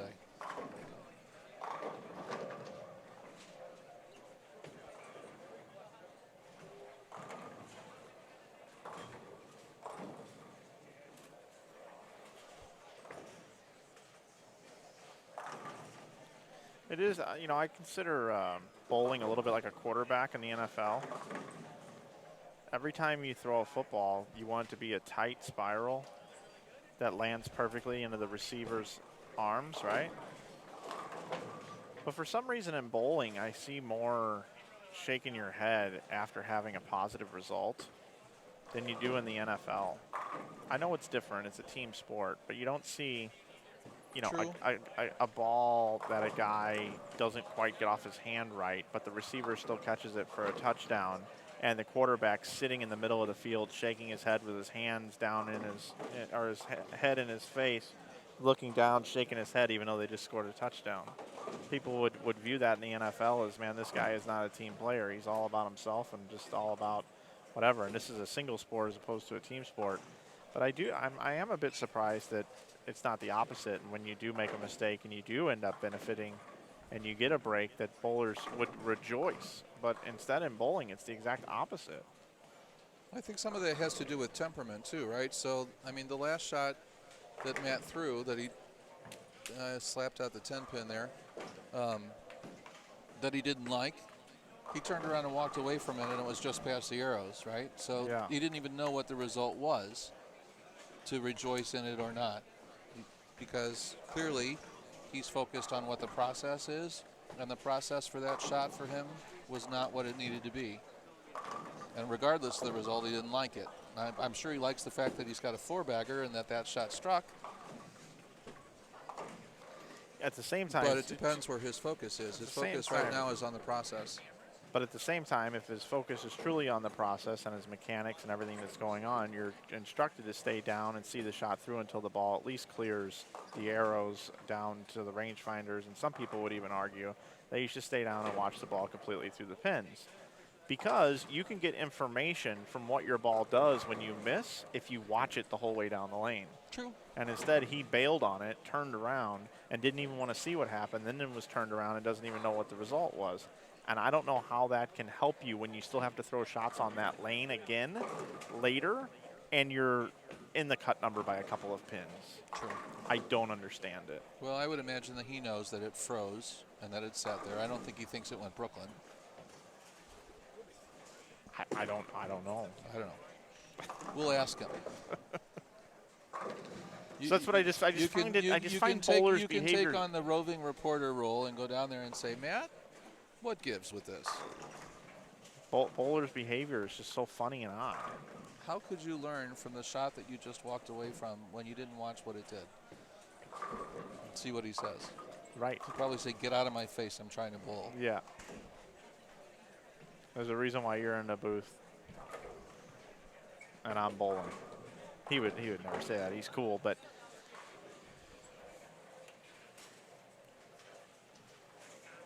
it is interesting. And McNeil's ninth. You know, we're cutting to 10. He's at plus 165 or 170. What was he? 173.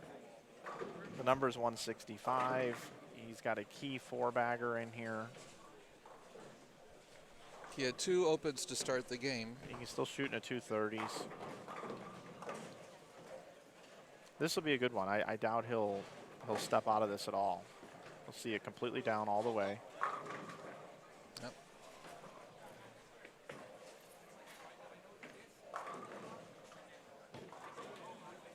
He liked that one. It's going to be close.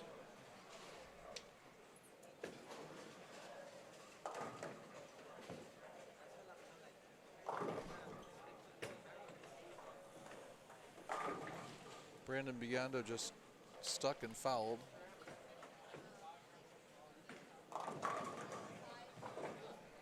.77 in the fifth with a strike up and fouled. It's a struggle of a game going on over there.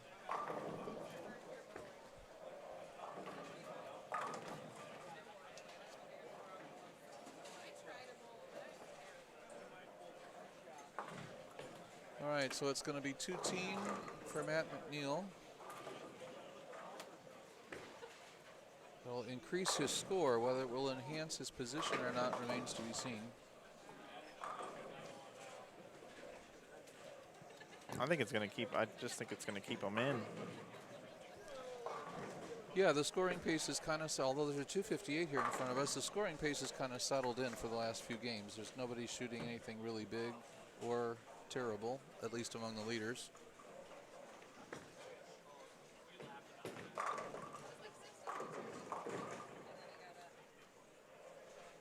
Give you McNeil's last shot here. Brandon Biondo's in for a challenging finish to that game there. There's the 7 goes. 216 for McNeil.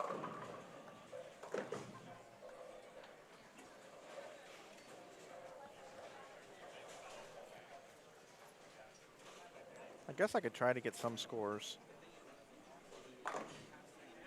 Oliva, Payne, Barris, Shallow.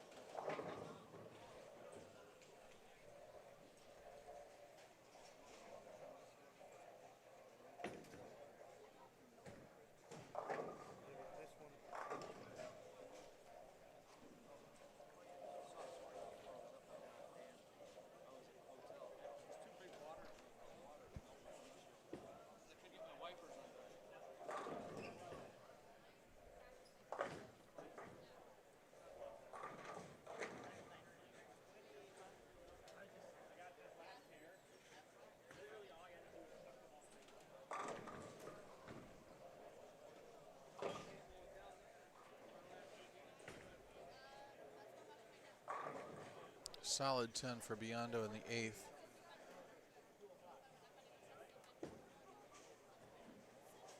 It's 101 in the 7th.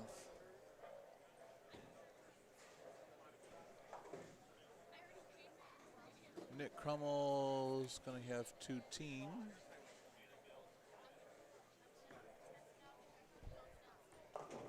Michael Martell has, oh, and he missed the 10 pin. Biondo did 110 in the 8th. He's going to have to strike out to shoot 170. Michael Martell's got 113 in the 6th with a spare in the 7th.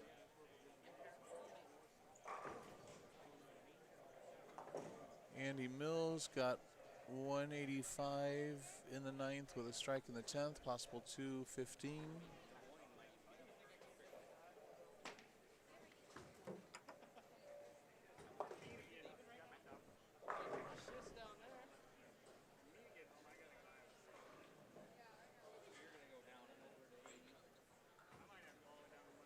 Sean, you're saying the same thing you were saying last night, and it's not any more true today than it was last night.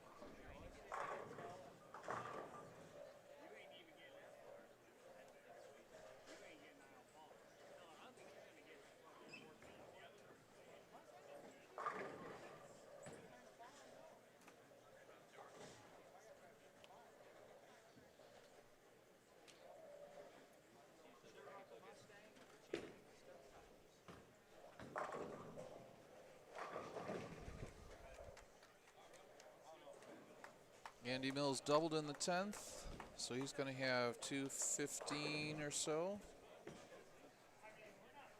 Michael Martell rang a 7 pin in the 8th, so he's going to have 132 with a spare, pacing 190.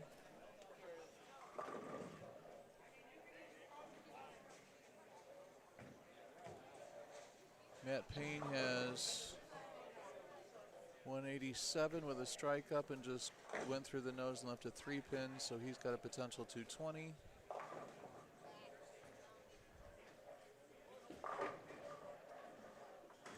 Billy Hibbard, Brooklyn in the 9th for a triple.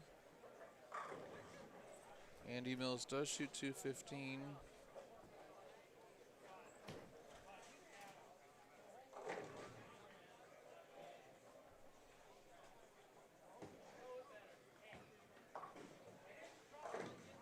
Payne made his spare. He's going to have 220. Brandon Biondo. Strike in the 9th. 110 in the 8th with a strike up.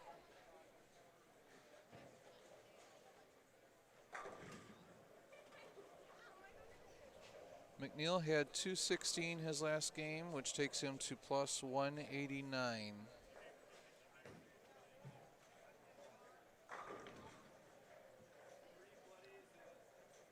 Micah Martell up in the 9th. Strike. 152 in the 8th with a strike up. He's got 212 left.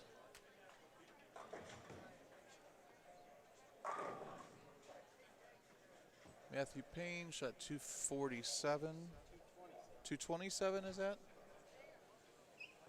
227. My apologies. Andy Mills 215.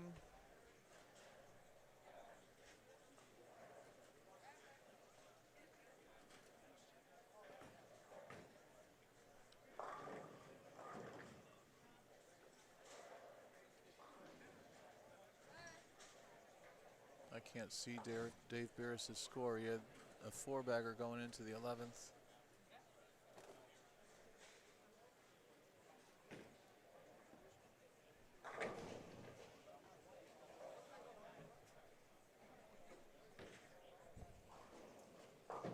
Who is the fellow on 29? Do you know? 29.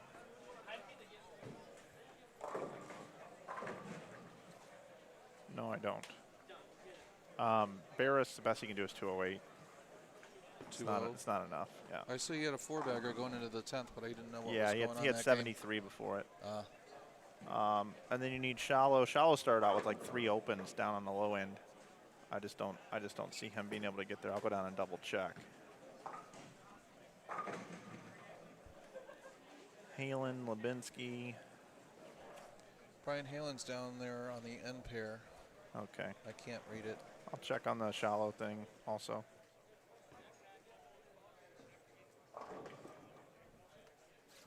Billy Hibbard, 209.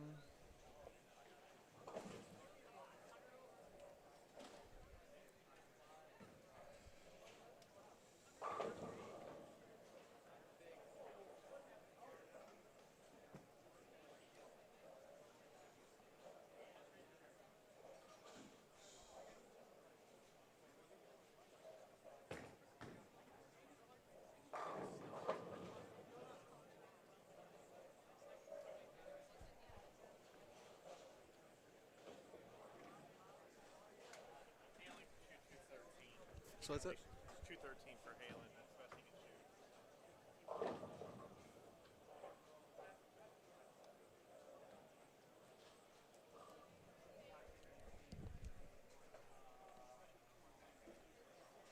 Brandon Biondo got his first strike in the 10th. Needs 2 more for 170. Martell, week 7 in the 10th, so he's going to shoot 190 with a spare there.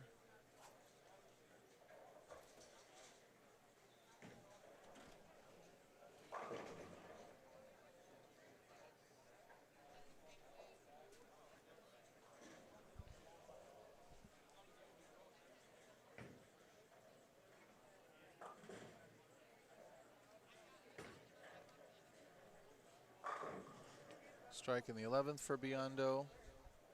Doing his best to save what he can out of that game.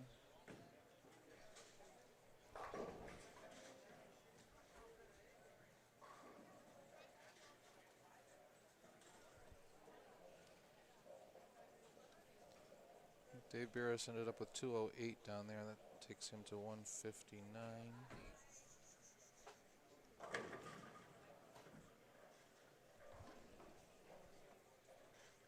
Shallow has no chance of getting there. Okay. Martell got his spare in the 10th, so that's a 190-some game for him.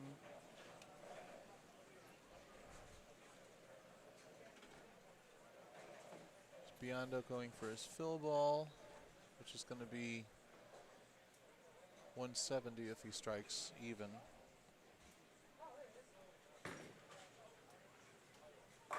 And he did. 170, so he loses 30. That takes him to plus 247. He's still comfortable, but might lose a spot or two. What did McNeil finish at? 189. Shot 216, plus 189. Yeah. What about Brandon Mooney? I'll see what I can find out.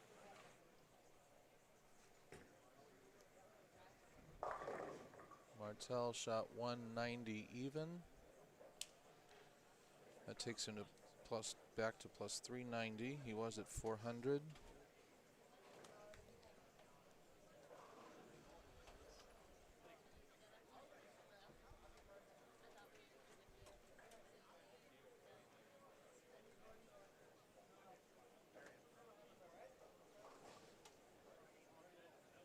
He's at plus 188.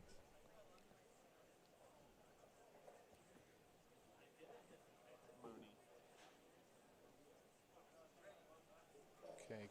You don't know anything about Quincy Bruce? Quincy Bruce. I presume Crummell and those guys are all fine from there up. Should be.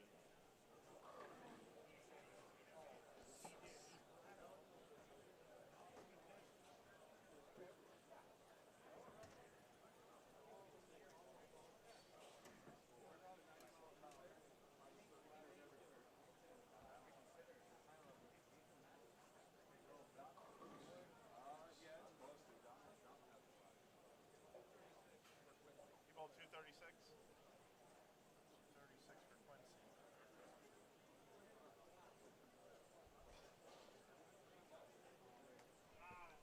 Okay. You know what Crummell shot down there? Then when I just saw him walk right by. I'm presuming it was a decent game. It looks like he had. So 1, 2, 3, 4, 5, 6, 7, 8, 9. 214 for Crummell. So that's 266. He's fine. 9. Making it into the top 4, though, is important, 10. too. Right now, unless something happened down here with Burks, or you said Shallow has no chance? Shallow has no chance. So unless Burks shot 240, it looks like McNeil is the number at 189, and Brandon Mooney will miss by 1. That number laid there at 165 for 4 games. Yeah, in a row. yeah. I said it. I told Matt maybe it jumps 20 like it sometimes went up 25. Yeah, it went up 25 pence. Yep. I think the number, unofficially, I believe the number is Matt McNeil at 189. Okay, so here's what we're gonna do. We're gonna stop the stream. We'll update Twitter with the scores and who made it and that. We're gonna get our stream set up. We'll probably be back in about 20 minutes. It'll be a whole new stream. It's already scheduled on YouTube. I want to thank everybody for watching this morning. Thanks, John, for being here. Yeah, guys, just to answer your question about the women, there were 4, I believe, 4 or 5 women who bowled. Okay. No, Tom Hess did not. No, he's not gonna make it. All right, that's gonna do it for now. We'll see you in just See a you in little a bit. bit with the